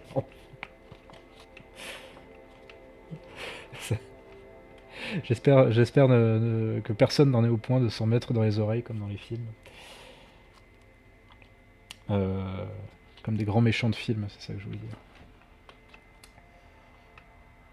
Je me vois mal peut-être continuer sans Aurélie. Si vous avez des questions, si vous avez des remarques, profitez-en, c'est le moment. Je peux peut-être essayer d'y répondre aussi. Voilà. Je ne suis... Horatio, tu essaies de capter le terme de ceinture protectrice. Bah, c'est justement ce qui... les hypothèses périphériques. Donc, on peut peut-être reprendre l'exemple que nous donnait Chalmers juste avant. Reprendre l'histoire de l'orbite d'Uranus, c'était des anomalies de l'orbite de la planète qu'on cherchait encore à expliquer. Le Verrier et Adams ont postulé l'existence d'une autre planète. qui était dans le sens où, dans la théorie de Newton, le nombre de planètes et le nombre de corps qui étaient présents ne font pas partie du noyau théorique. Le noyau théorique, c'est les lois de la gravitation de Newton. Et celles-là, ils n'y ont pas touché. Et comme le dit Chalmers, ils auraient aussi pu postuler qu'il y avait des erreurs dans la mesure des télescopes, ce qui aurait nécessité de modifier cette fois la théorie optique ou d'autres erreurs. Mais ils ont préféré ne pas toucher donc aux lois de la gravitation et partir du principe qu'il se passait autre chose. Donc dire on ne doit pas être très juste sur le nombre de planètes, il doit y avoir un corps qu'on ne voyait pas jusqu'à présent et qu'ils ont fini par découvrir. C'est donc le nombre de corps qu'il y a dans le système solaire, par exemple, ça fait partie des hypothèses périphériques de l'étude du mouvement des planètes. Et les hypothèses, le corps de la théorie, c'est les lois de la mécanique. Voilà. Comme le dit Gaël, voilà, les ceintures protectrices, c'est les hypothèses qui ne sont pas nécessaires pour le noyau théorique. On pourrait avoir les mêmes lois de la gravitation, mais avec un nombre de planètes différents. On verrait pas tout à fait les mêmes observations. Ok, c'est bon, c'est réglé. Tout est réglé? Parfait. Ouais, et ça tombait bien du coup parce que je vois qu'il y avait besoin de répondre à des questions, donc c'était une bonne occasion. Je reprends du coup au début du paragraphe que j'ai coupé. 2 sortes de changements sont éliminés de la méthodologie de la Katoche. D'abord, les hypothèses ad hoc et les hypothèses qui ne sont pas testables indépendamment. Par exemple, dans d'autres cas, il n'aurait pas été correct du point de vue scientifique de proposer que les perturbations du mouvement de la planète Uranus s'expliquaient parce que tel était ce mouvement naturel. Ensuite sont éliminés les types de changements qui violent le noyau dur, comme nous l'avons déjà mentionné. C'est ce que ferait un homme de science qui, pour tenter d'expliquer l'orbite d'Uranus, proposerait de considérer que la force entre Uranus et le Soleil obéit à autre chose qu'une loi de carré inverse. Il ferait alors le choix de se situer en dehors du programme de recherche newtonien. Ça peut être qu'un homme de science, mais une femme de science, ou un délire de science. C'est quoi? Ça date un peu. Là. Homme de science, mais pas femme de science, c'est ça que t'as dit? Ouais. Ah oui. Ouais, c'est. Pas écrit en inclusif, quoi. Hein. Ouais, un homme ou une femme de science, ça aurait été plus correct. Ou une personne de science, voilà. Ouais. Là, ça aurait été inclusif.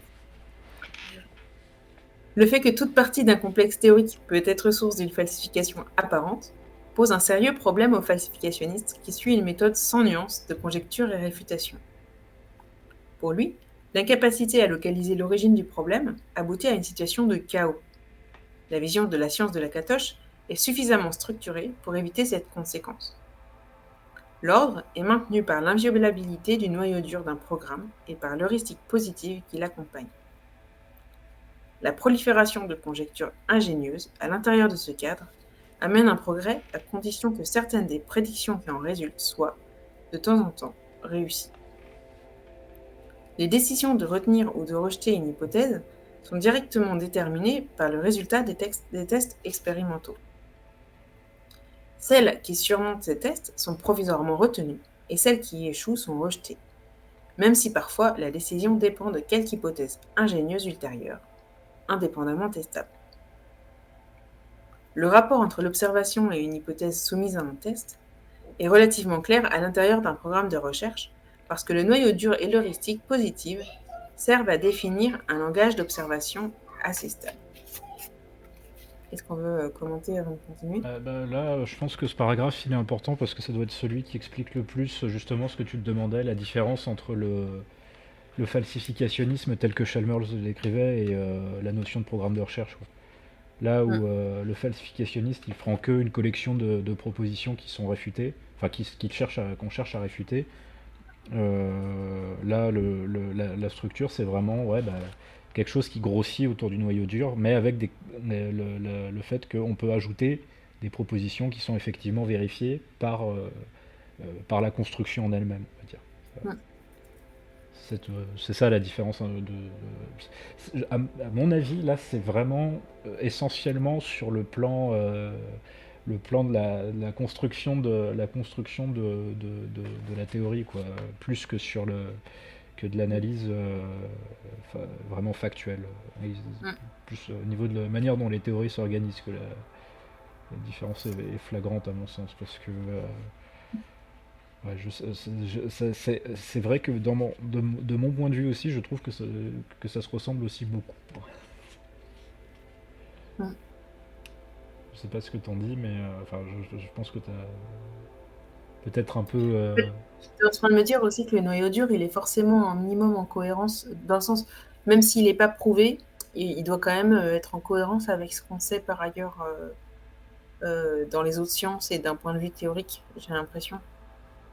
Et Ça, c'est ce qu'il disait, c'est qu'effectivement, il y a quand même une base fondamentale qui est externe, soit expérimentale, soit factuelle et sensiblement définie, comme il disait. ouais. Il y a Et, quand même quelque parce que chose un peu en dehors, quoi. j'étais en train de me dire que, parce que du coup, j'étais en train de penser aux platistes, et j'étais en train de me dire qu'ils sont d'assez bons falsificationnistes, mais qu'ils sont très mauvais. Ils sont très mauvais sur ce plan-là, c'est-à-dire que leur noyau dur, enfin, du coup, ils sont pas du tout en cohérence avec ce qu'on sait, typiquement de la gravitation, des théories de la physique, etc. En fait, Ouais, l'optique, en général, ils sont complètement à la ramasse, hein, ça veut dire que ça a une cohérence interne forte, ils se limitent à eux-mêmes, mais en fait, dès qu'on fait le lien avec ce qu'on connaît par ailleurs, ça marche pas du tout, quoi. ouais. Et, En, du coup, en ils gros, ont, ouais, il y aurait effectivement, si on considérait la théorie, une théorie platiste avec le modèle pas de Chalmers, de Lakatosh, ouais, on pourrait saper des arguments fondamentaux avec, c'est ça. de la physique générale qui est Ouais. beaucoup plus solide, quoi. Alors que du coup, le falsificationniste, il place, les platistes, ils font des expériences. Donc, du coup, si en fait on avait que le falsificationniste, on voit pas vraiment la différence entre le platisme et une science admise, quoi.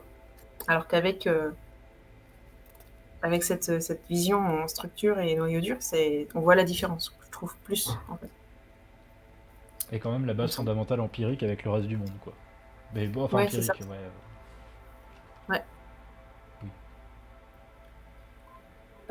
Section 4, la comparaison des programmes de recherche. Alors que les mérites relatifs des hypothèses concurrentes à l'intérieur d'un programme de recherche peuvent être déterminés de façon relativement directe, la comparaison de programmes de recherche rivaux est plus problématique. Grosso modo, les mérites relatifs des programmes de recherche doivent être jugés par le degré auquel ils progressent ou ils dégénèrent. Un programme qui dégénère laissera place à un rival plus progressiste, exactement comme l'astronomie ptolémaïque céda le terrain à la théorie de Copernic. Ce critère d'acceptation et de rejet des programmes de recherche soulève une grande difficulté liée au facteur temps. Combien de temps doit s'écouler avant que l'on puisse décider qu'un programme a gravement dégénéré, qu'il est incapable de conduire à la découverte de phénomènes nouveaux? La parabole de Lakatosh sur le possible comportement déviant des planètes, reproduit page 172-173, donc c'est après. On indique la difficulté. J'imagine qu'il nous invite à aller voir du coup. Euh, ouais, c'est une citation qui interviendra plus loin quand il parlera rationalisme et relativisme. D'accord. Dans ce scénario de développement, au sein de l'astronomie newtonienne, rien ne permettait jamais d'assurer que l'on n'était pas à l'aube d'une avancée majeure. Pour prendre un exemple historique authentique, il s'écoula plus de 70 ans avant que l'on s'aperçoive que la prédiction de Copernic sur les phases de Vénus était correcte, et plusieurs siècles avant que l'on confirme sa prédiction que les étoiles fixes devaient révéler un parallaxe. En raison de l'incertitude qui plane sur l'issue de futures tentatives de développement et de test d'un programme de recherche, on ne peut jamais dire qu'il a dégénéré au-delà de tout espoir. Il est toujours possible que quelques modifications ingénieuses de sa ceinture protectrice conduisent à quelques découvertes spectaculaires, qui donnera une nouvelle vie au programme et le replacera dans une phase progressiste. Alors ça, voilà, je t'interromps, que c'est parce que c'est quand même un peu important dans le problème des programmes de recherche, c'est qu'effectivement, on parlait de programmes dégénérés tout à l'heure. C'est difficile de dire qu'un programme est vraiment nul à partir du moment où, effectivement, quand on regarde les exemples de temps, il y a des trucs, des prédictions qu'on fait, Mm. qu'on peut pas vérifier non plus. tout de suite. Ouais. Et parfois, il y a des théories qui ressortent des cartons des siècles plus tard. Ouais. On pense par exemple à la théorie atomique au moment où, Maxwell ou les autres ressortent l'hypothèse atomique. C'est un artefact, enfin, c'est un jouet mathématique, quoi. Ils disent, Ouais. ah, c'est marrant quand même. Je pense aussi à Mendel, en fait, à la théorie de Mendel, en fait, qui est restée dans les cartons des décennies, en fait, avant Par d'être. exemple, sur les caractères génétiques transmis, quoi. Enfin, sur la transmission des caractères. Et- Avant d'être vraiment considéré, quoi. Ouais. Et donc, ouais, effectivement, il y a des trucs qu'on pensait finis, quoi, qui Non ressortent fertile. et qu'on relance, quoi. L'histoire des théories de l'électricité fournit un exemple des changements de fortune de programmes de recherche rivaux. Un programme, que j'appellerais la théorie de l'action à distance, considérait l'électricité comme un flux de particules d'un certain type, résidant dans les corps chargés électriquement et s'écoulant à travers les circuits électriques. Les éléments séparés d'électricité étaient supposés interagir les uns sur les autres, instantanément à distance, à travers l'espace vide, avec une force dépendant de la distance de séparation et du mouvement des éléments. L'autre programme était la théorie du champ formulée par Faraday, selon laquelle les phénomènes électriques pouvaient s'expliquer en termes d'action se produisant dans le milieu entourant les corps électrisés et les circuits électriques, plutôt qu'en termes de comportement d'une substance présente entre eux. Avant les succès de Faraday, la théorie de l'action à distance était celle qui amenait le progrès. Elle conduisit à découvrir que l'on pouvait emmagasiner de l'électricité dans une bouteille de Leyde, ainsi qu'à la loi formulée par Cavendish de l'attraction ou la répulsion entre corps chargés en fonction du carré inverse de la distance. Néanmoins, la théorie des champs devait se révéler supérieure à celle de l'action à distance à la suite de la découverte par Faraday de l'induction électromagnétique, de son invention du moteur électrique, de la dynamo et du transformateur dans les années 1830.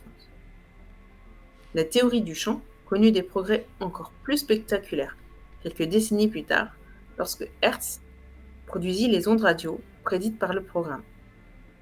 Néanmoins, la théorie de l'action à distance n'avait pas dit son dernier mot, car c'est de ce programme qu'a émergé la notion d'électron. Il avait été prédit sous une forme vague par un théoricien de l'action à distance, W. Weber, dans la première moitié du XIXe siècle, puis sous une forme plus précise par H. A. Lawrence en 1892, et finit par être détecté expérimentalement par J.J. Thomson et d'autres plus tard dans cette décennie. Le développement de la théorie électromagnétique classique aurait été grandement affaibli si l'approche de l'action à distance avait été abandonnée plus tôt dans le siècle en raison du progrès supérieur qu'amènerait le programme du champ. Incidemment, l'interaction entre ces deux programmes et le fait que la théorie électromagnétique a émergé comme une réconciliation des deux programmes, héritant les champs de l'électron de l'un et l'électron de l'autre, laisse entendre que les programmes de recherche ne sont pas aussi autonomes que le suggère la vision de Lakatos.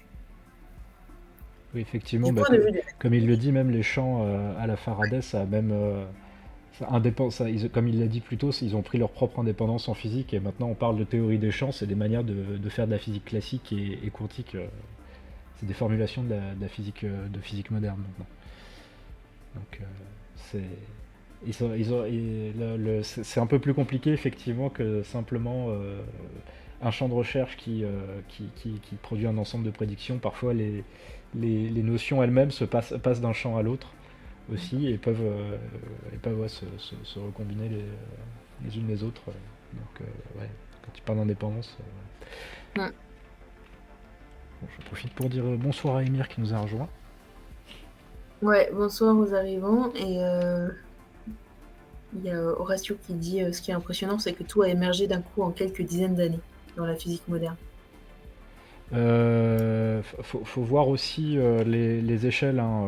Il y a effectivement eu un gros boom au début du XXe avec l'arrivée de la mécanique quantique et la relativité générale, mais ça s'appuyait pas sur rien et même le formalisme de la mécanique quantique, il hérite pas mal de la mécanique classique aussi qui s'est développée pendant les 200 ans d'avant, quoi.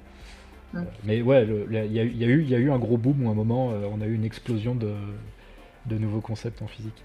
Par contre, j'en profite pour te dire, Horacio, Étienne Klein a fait découvrir Majorana au grand public, mais on l'avait pas du tout oublié en physique. On étudie encore ses carnets et on a fêté le centenaire de sa disparition avec un prix Majorana en physique théorique. Je crois que je sais plus si c'est la Société américaine de physique ou pas, mais voilà. La biographie de Klein est pas trop mal d'ailleurs. Je vais pas en dire plus sur lui, mais on l'avait pas du tout oublié, Majorana par contre. Voilà. Ok, je continue. Je te Du laisse point de vue continuer. de Lakatosh, donc, on ne peut jamais énoncer sans preuve à l'appui qu'un programme de recherche est meilleur qu'un rival. Lakatosh lui-même admet que les mérites relatifs des deux programmes ne peuvent être jugés qu'avec du recul, parce qu'il n'a pas su proposer un critère précis pour le rejet d'un programme de recherche cohérent, pour le choix entre des programmes de recherche rivaux. On serait tenté de dire avec Feyerabend que la méthodologie de Lakatosh est un ornement verbal, comme une mémoire des temps meilleurs où il était encore possible de conduire une affaire complexe et souvent catastrophique, telle que la science, en se fiant à un petit nombre de règles simples et rationnelles. T'as vu le titre de l'article dont la citation finale est tirée? Consolation pour les spécialistes. Oui. Bon, en fait, en gros, ce qui est un peu frustrant avec cette idée qu'il n'y a pas vraiment de critères, c'est que en fait, ce qui se passe, c'est que les gens, ils y croient ou pas, quoi. On est dans l'acte de foi, en fait. Un peu, mais bon. Et les gens qui meurent et qui ont travaillé sur des théories dans lesquelles ils croyaient, et quand ils meurent, en fait, il n'y a plus personne qui a envie de faire ça parce que ça a l'air chiant, puis ils font autre chose, quoi. C'est ça, en fait, ça.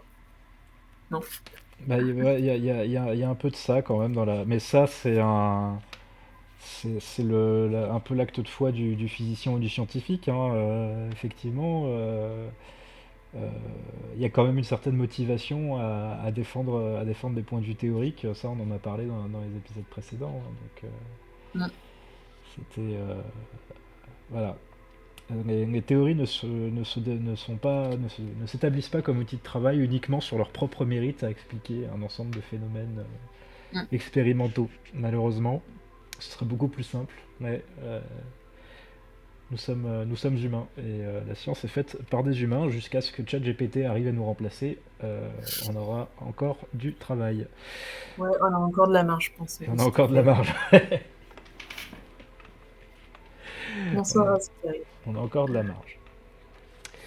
Du coup, on arrive à la fin de ce chapitre, après ces lectures supplémentaires.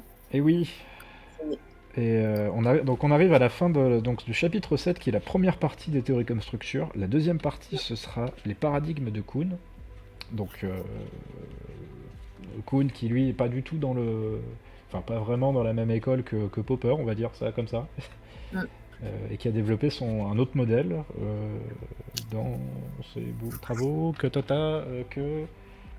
comment il s'appelle déjà la structure et la révolution de théorie scientifique. La structure des révolutions scientifiques. Structure des révolutions scientifiques, je crois, ouais, c'est ça.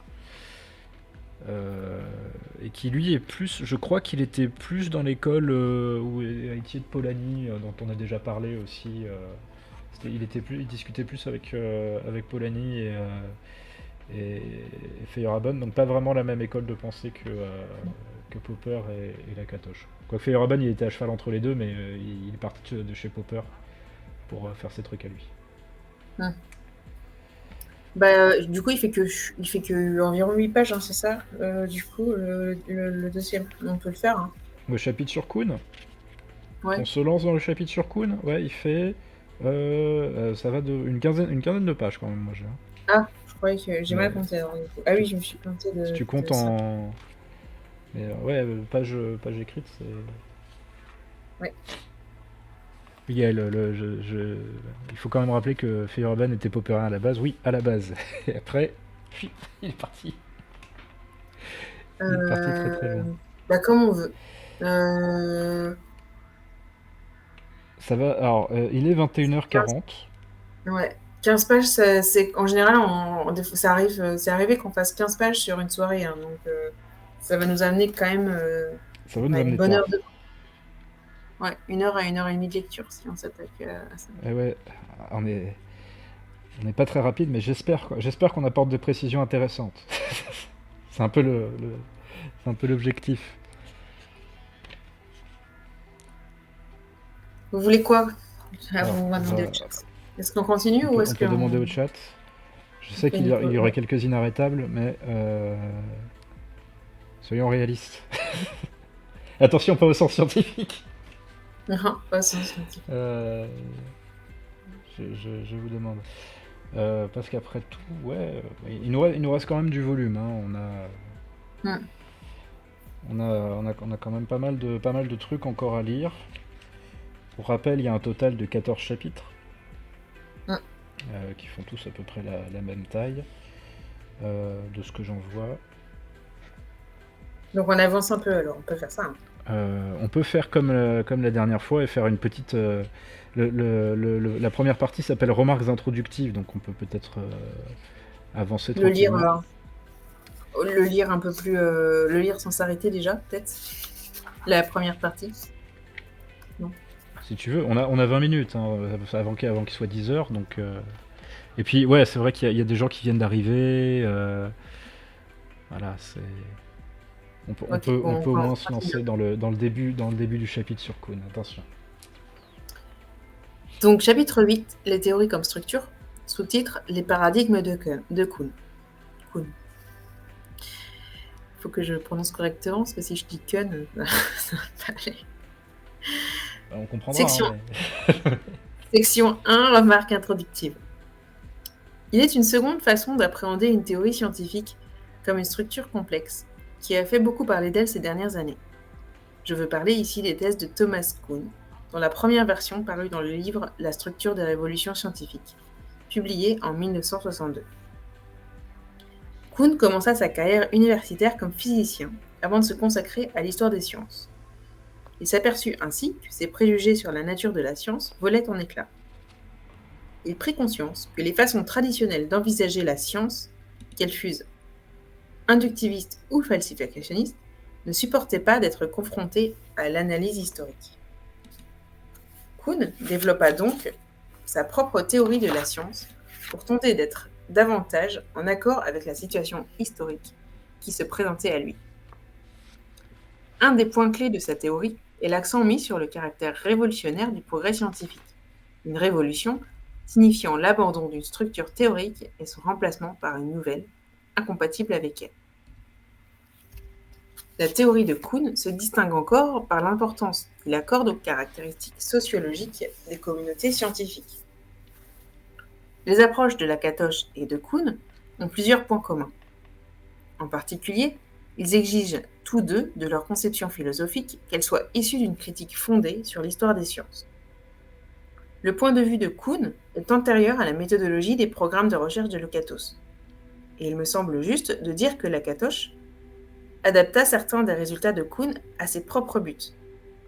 Le point de vue de Lakatosh a été présenté le premier dans ce livre parce qu'il représente le mieux l'apogée du falsificationnisme popperien, auquel il répond directement et dont il tente de dépasser les limitations. La différence majeure entre Kuhn d'une part et Popper et Lakatos d'autre part réside dans l'importance que le premier accorde aux facteurs d'ordre sociologique.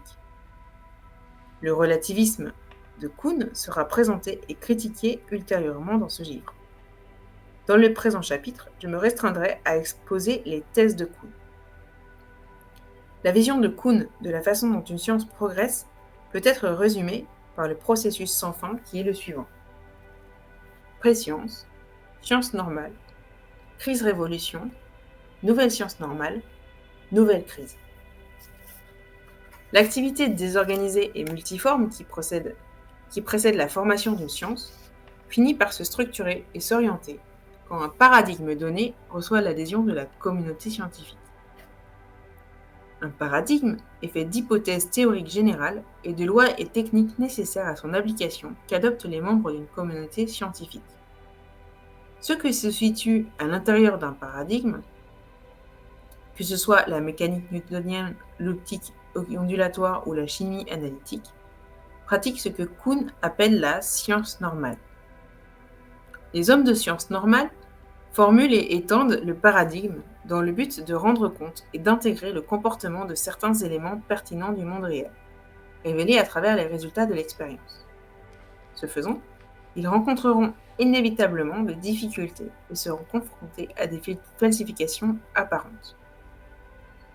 S'ils ne parviennent pas à les surmonter, un état de crise se développe.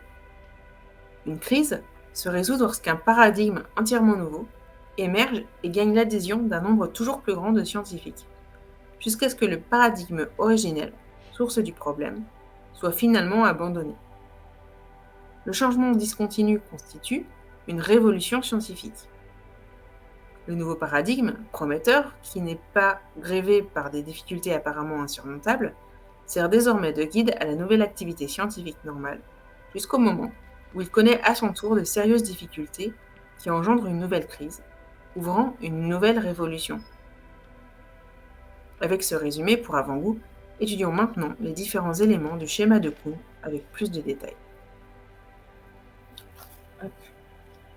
Alors, Donc, je peux déjà noter un truc que je trouve assez intéressant dans la présentation qu'il fait de Kuhn, c'est qu'il était effectivement physicien. Il s'est penché sur l'histoire de sa discipline. C'est ce qui l'a convaincu que l'épistémologie n'arrivait pas à rendre compte de la démarche scientifique. Et il se sert de ces exemples pour justifier sa nouvelle théorie, on va dire, enfin sa nouvelle, sa notion de paradigme. Et il donne pas mal d'exemples, notamment l'apparition du phlogistique, des événements comme ça, que lui il avait personnellement étudié. Il s'est dit ouais, ça marche pas du tout comme on a dit, enfin de ce que je trouve dans les manuels d'épistémo, quoi. Et oui, il avait commencé, il avait été chargé d'un cours d'histoire de la physique au MIT et il a mis le doigt dans un engrenage qui a fait sa carrière. Mais il avait déjà pas mal. Enfin, il a eu le cours parce que il avait un peu mis le nez justement dans les papiers historiques. Je crois qu'il parle pas mal justement de l'histoire de Lavoisier il parle on va dire de la découverte des éléments chimiques avec Écoulé et tout ça. Et il discutait pas mal, comme j'ai dit, avec Polanyi et d'autres intellectuels du milieu. Polanyi qui lui disait que effectivement la pratique scientifique ça s'apprenait dans le labo et qu'il y avait une très forte part de transmission traditionnelle, des trucs comme ça, et donc il y avait des pratiques non dites, des trucs comme ça, et que c'était aussi un phénomène sociologique quelque part. Ah, je sais, oui, il a peut-être vu Coiré aussi à l'époque. Alexandre Coiré, c'était la même époque. Donc déjà, ouais, je trouve ça intéressant qu'ils disent que Kuhn est un physicien qui s'est rendu compte que ça se passait pas comme on disait.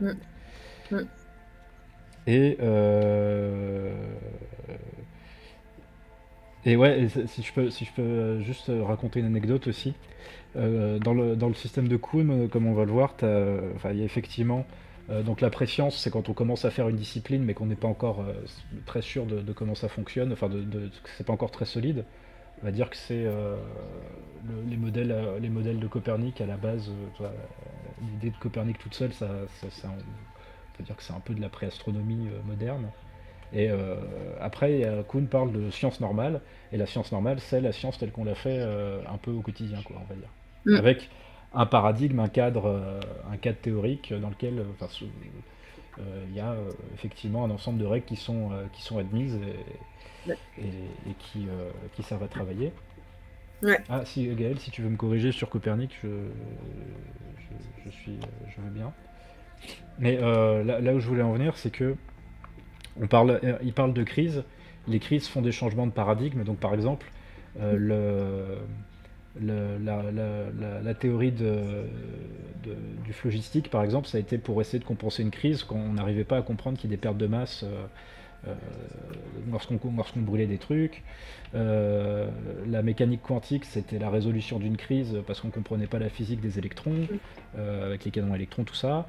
La relativité générale, ça a aussi été la résolution d'une crise parce que la vitesse de la lumière était beaucoup trop problématique. Enfin, l'explication de la vitesse constante de la lumière était beaucoup trop problématique, tout ça. Et là où je trouve que c'est intéressant, c'est que j'y ai vu il y a pas longtemps une conférence de Gouillon, Pierre-Henri Gouillon.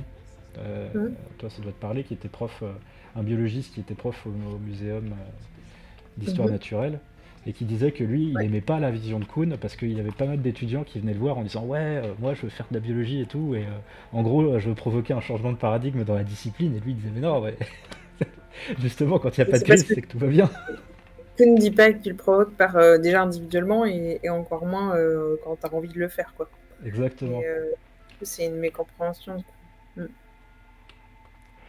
Et voilà, et donc juste pour dire que non, je dis pas que la crise conduit nécessairement à une révolution, je dis qu'il y a plusieurs événements qui ont été des résolutions de crise. Et il te l'a dit à toi, et il l'a répété, je crois qu'il l'a répété à la conférence qu'il a donnée à Roscoff. Ou alors c'était peut-être à l'interview qu'il avait avec Balthazar. Mais je sais qu'il te l'a aussi dit, à toi. Je l'ai aussi entendu ailleurs, c'est ça que j'avais en tête, mais j'avais oublié qu'il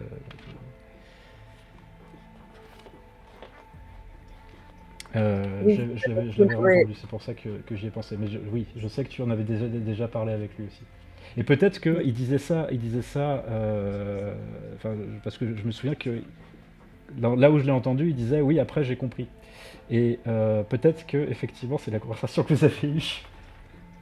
Qui l'a inspiré d'en parler dans la conférence. Qui l'a inspiré. D'ailleurs, pour ce que tu disais que la notion de alors pré-paradigme, ça s'applique pas à Copernic. C'est pas de la préscience parce que l'astronomie était déjà constituée en paradigme. Le paradigme ptoléméen, oui. C'est l'amorce d'un moment de révolution scientifique et c'est le moment de la crise. Tu as raison. Excuse-moi. Enfin, je m'excuse. Tac. Donc tu disais, ouais, fais gaffe. En fait, il y a Pollock qui demande le mot important chez Kuhn, c'est l'abandon pour une activité normale de recherche, ça ne provoque pas. En fait, ce qui ne se provoque pas, c'est la crise. Ça veut dire que la crise, elle arrive à un moment parce qu'on n'arrive plus à répondre à des questions et à expliquer des trucs, et on est coincé en fait. Et la théorie, en fait, du coup, elle est en danger. Et une des issues possibles, mais ce n'est pas la seule issue possible, c'est que du coup, il y a un autre paradigme qui est concurrent, qui émerge, et qui se développe. Si la crise allait... Ah, Gaëlle dit que je fais trop vite. Vas-y, Gaëlle, je t'écoute. Et je lis. Ah. Tu veux passer en vocal? Gaëlle veut passer en vocal. Ça peut se négocier. Rapidement. On le fait monter, Aurélie? Est-ce que vous voulez Gaëlle? Gaëlle. Et du coup, tu lui mettras le cadre à la place de ma tête, tu mettras sa tête. Oui. Alors, attends, on peut faire ça. Hop. Tac, non, je me trompe. Copy link. On va faire ça. Hop, Gaëlle, je vais te donner le... Pas en visuel. Juste le vocal. Hop, ok. Juste le vocal. Alors, je te retrouve, je t'envoie ça. Plop. Il refuse de prendre la place. Tu vas prendre le vocal quand même. Ah, quelle galanterie. Hop. Et donc, je t'ai envoyé un petit lien. Tu risques pas de prendre ma place en lecture de toute façon. Ah, le bouquin est dans tes cartons? Non, pas celui-là. Pas celui-là. Hop, bien. When you want. Non, c'est pas ça le mot de passe. Ah, flûte. Excuse-moi.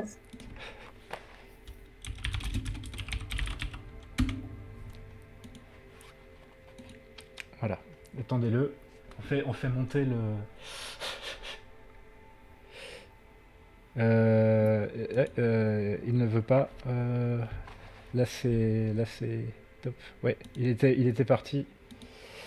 Voilà, c'était cette fois Discord qui était un peu mou. Un petit peu mou. Alors, Et du coup, voilà, va-t-il viendre? ça y est. Va-t-il taper? Ok. Le voici, le voilà. Hop. Et c'est micro. Alors, Salut les amis. est-ce qu'on l'entend bien? Est-ce qu'il y a de l'écho? Ok, C'est ça moi la je question. m'entends. C'est un peu. Je m'entends, il risque d'y avoir de l'écho. Ouais, il faut que tu coupes le son de ton onglet de... Ah mais oui, je suis trop bête. Voilà. Donc, c'est pas qu'on n'arrive plus c'est pas qu'on n'arrive pas à répondre à de nouvelles questions. La plupart du temps, les questions qui déclenchent les crises peuvent très très bien être des questions qui datent du tout début du paradigme précédent en fait.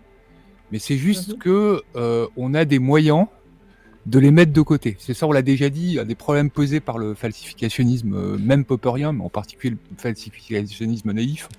C'est que si on admet que le système traduit la réalité du fonctionnement de la science serait impossible, tout bêtement, parce que les paradigmes arrivent déjà falsifiés. Donc en fait le truc c'est que c'est souvent des problèmes qui sont regardés soit comme des petits problèmes au départ, soit on se dit bon, on n'a pas la solution, mais on devrait pouvoir arriver à résoudre ça un jour ou l'autre avec le paradigme. Ce qui en général se passe. Il y a plein de problèmes au début d'un paradigme qui finissent par être résolus au sein du paradigme avec 2-3 aménagements, voilà, des hypothèses périphériques comme dirait Popper, et puis on s'en sort très bien. Et puis, il y a la solution de dire tout simplement, c'est pas un problème scientifique. Voilà. Donc, il y a plein de moyens en fait d'évacuer une question en la décrétant non scientifique, en disant qu'on va la résoudre, en disant que c'est trop petit pour s'y intéresser. Et la crise se déclenche au moment où ça commence à vraiment durer, puis il y a de plus en plus de gens qui se disent cette question-là, elle est quand même là depuis le début, serait peut-être temps de s'y mettre, etc. Et donc voilà, cric crac, pouf, badaboum, crise scientifique. D'un seul coup, ce problème qui était mis de côté devient un enjeu majeur dans une science donnée. Et la crise peut déboucher sur plusieurs solutions, mais c'est en général assez rapide, quoi. Soit elle arrive rapidement à résoudre le problème, c'est-à-dire plein de scientifiques qui se mettent en même temps sur un même problème, ça peut arriver. Soit si ça dure trop, il y a 2 ou 3 petits malins dans un coin qui vont commencer à dire oui, mais alors si on change totalement de perspective et qu'on regarde plutôt sous cet angle-là, et dans ce cas-là, j'ai la réponse, j'ai une réponse en fait, ça marche. Et en général d'ailleurs, donc ça c'est évidemment l'amorce du début d'un paradigme. Et en général d'ailleurs, quand le paradigme apparaît, il a tendance à avoir des vertus explicatives qui n'ont pas l'ampleur du vieux paradigme qui lui a eu des siècles souvent pour se mettre en place, mais va être très très très fort à résoudre ce nouveau problème. Ouais. Bon, ça c'est la vision de Kuhn. Après, je sais qu'elle a été débattue. Je me souviens. Ah merde, comment il s'appelle les gars? Il y a un grand épistémologue et historien des sciences américain qui a beaucoup critiqué la structure des révolutions scientifiques. Peut-être que le nom va me revenir, peut-être que dans le chat quelqu'un s'en souvient, mais qui disait que Kuhn sous-estimait en fait ce qui passait directement, ce qui transitait en fait de l'ancien paradigme à un nouveau paradigme. Mais je crois pas que l'objection ait l'importance que l'objecteur lui donnait, parce que Kuhn ne nie pas qu'il y a de la passation de savoir. Il dit pas que le nouveau paradigme va devoir recommencer du début. Ce qu'il dit, c'est que le nouveau paradigme va être un changement de logique. Et donc, on peut très bien, par exemple, garder l'ancien paradigme comme moyen prédictif. Si vous prenez l'équation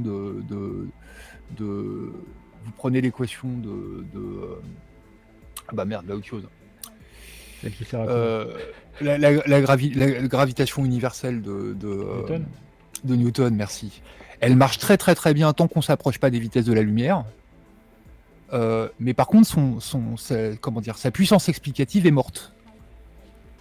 La puissance explicative ça c'est une très très mauvaise critique qui a été faite à Kuhn, ça par contre. La puissance explicative, en disant oui, mais ça marche quand même, regardez, vous prenez Copernic, ça marche dans la plupart des cas. C'est une très très mauvaise critique parce que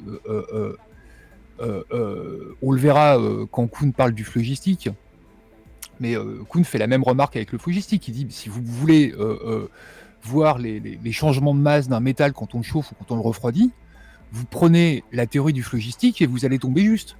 Pourquoi ? Parce qu'en fait, les formules, c'est des constructions ad hoc. Elles sont faites pour coller aux phénomènes qu'elles décrivent. Donc Newton pareil, quoi. Sauf que pour Newton, et lui-même ça l'emmerdait, mais pour Newton, la gravitation, c'est l'action d'une force qui agit instantanément et à distance. Alors que dans la physique einsteinienne, c'est une conséquence géométrique de la courbure de l'espace-temps sous l'effet de la masse. Ça n'a strictement rien à voir avec une force. C'est vraiment de la géométrie. Donc la puissance explicative de Newton est morte. Voilà. Mais effectivement, là, le philosophe dont je me souviens plus le nom a raison de dire que peut-être que Kuhn sous-estime effectivement un petit peu ce qui passe d'un paradigme à un autre. Alors, Il y a Reynald, quelqu'un qui demande est-ce que c'est pas Déborah Maillot? Non, c'est pas Déborah Maillot auquel je pense. Et je crois qu'il lui répond d'ailleurs à Maillot dans la préface à la 2e ou 3e édition. C'est elle qui avait fait le compte de tous les sens différents du mot paradigme à l'intérieur de la structure de la révolution scientifique et qu'on trouvait 12 ou 13 différents, non? C'est pas elle? Je sais plus. Ah, zut. Enfin bon, bref, il y a eu pas mal de critiques du modèle kuhnien. Il y en a pas énormément qui ont été faites de bonne foi à mon avis, parce que par exemple typiquement les réflexions, je crois qu'on la doit notamment à Mödling, l'histoire de oui, mais si on regarde Copernic, si vous avez écouté nos lives chez Laurent où il y avait Antelpiste et Vinteuil et où on parlait de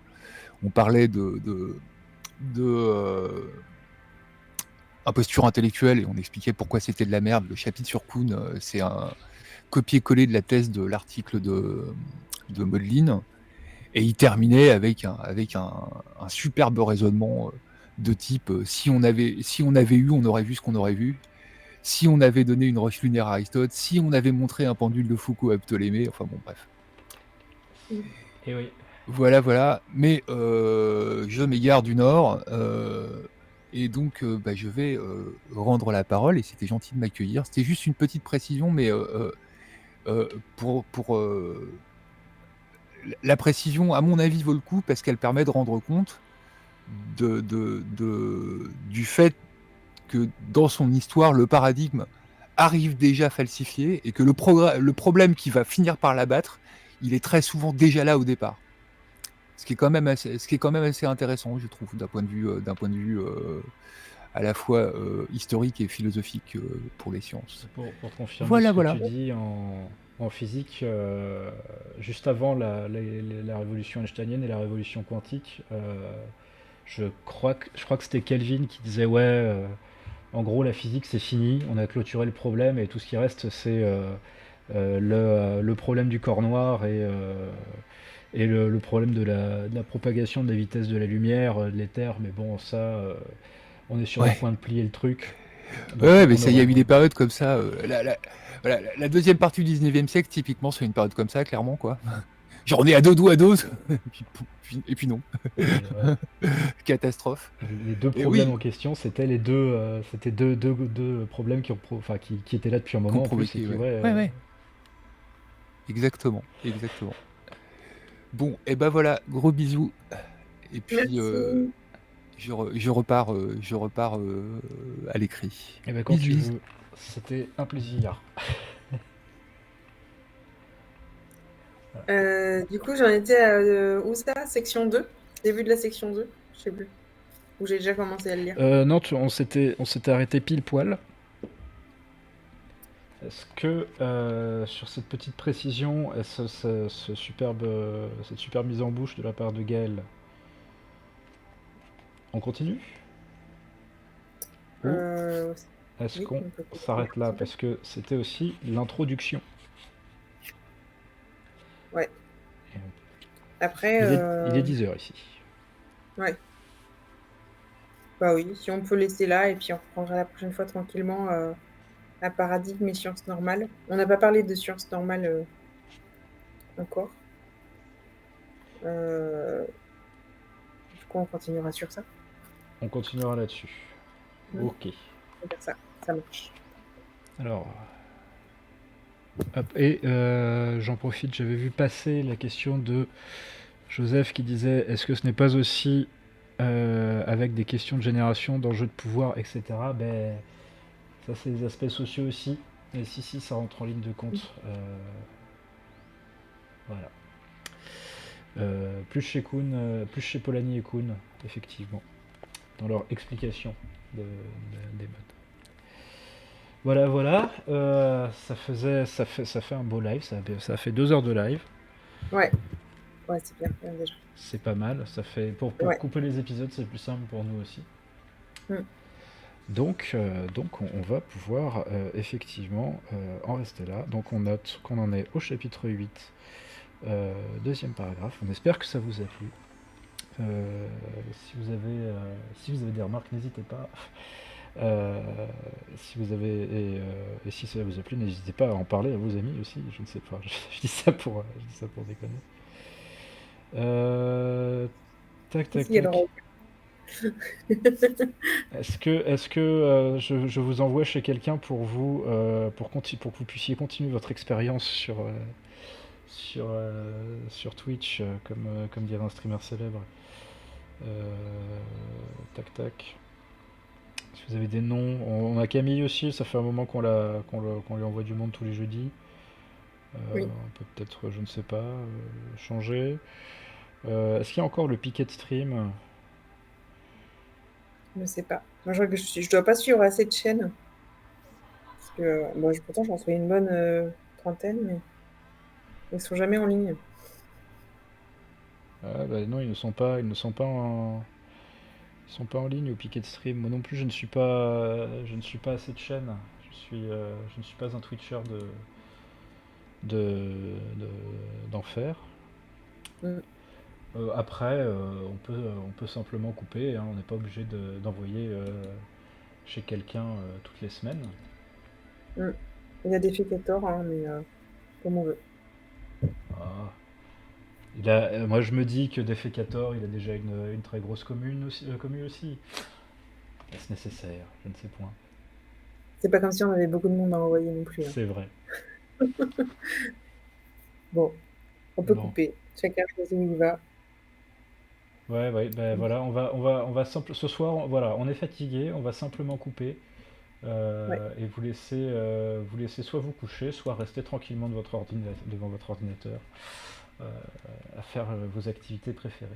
Donc on peut déjà vous dire gros bisous. Bonne soirée, bonne nuit. Bonne soirée, bonne à la nuit. semaine prochaine. Et on se voit la semaine prochaine. On vous embrasse bien fort, Bye bye. portez-vous bien. À bientôt. Ciao.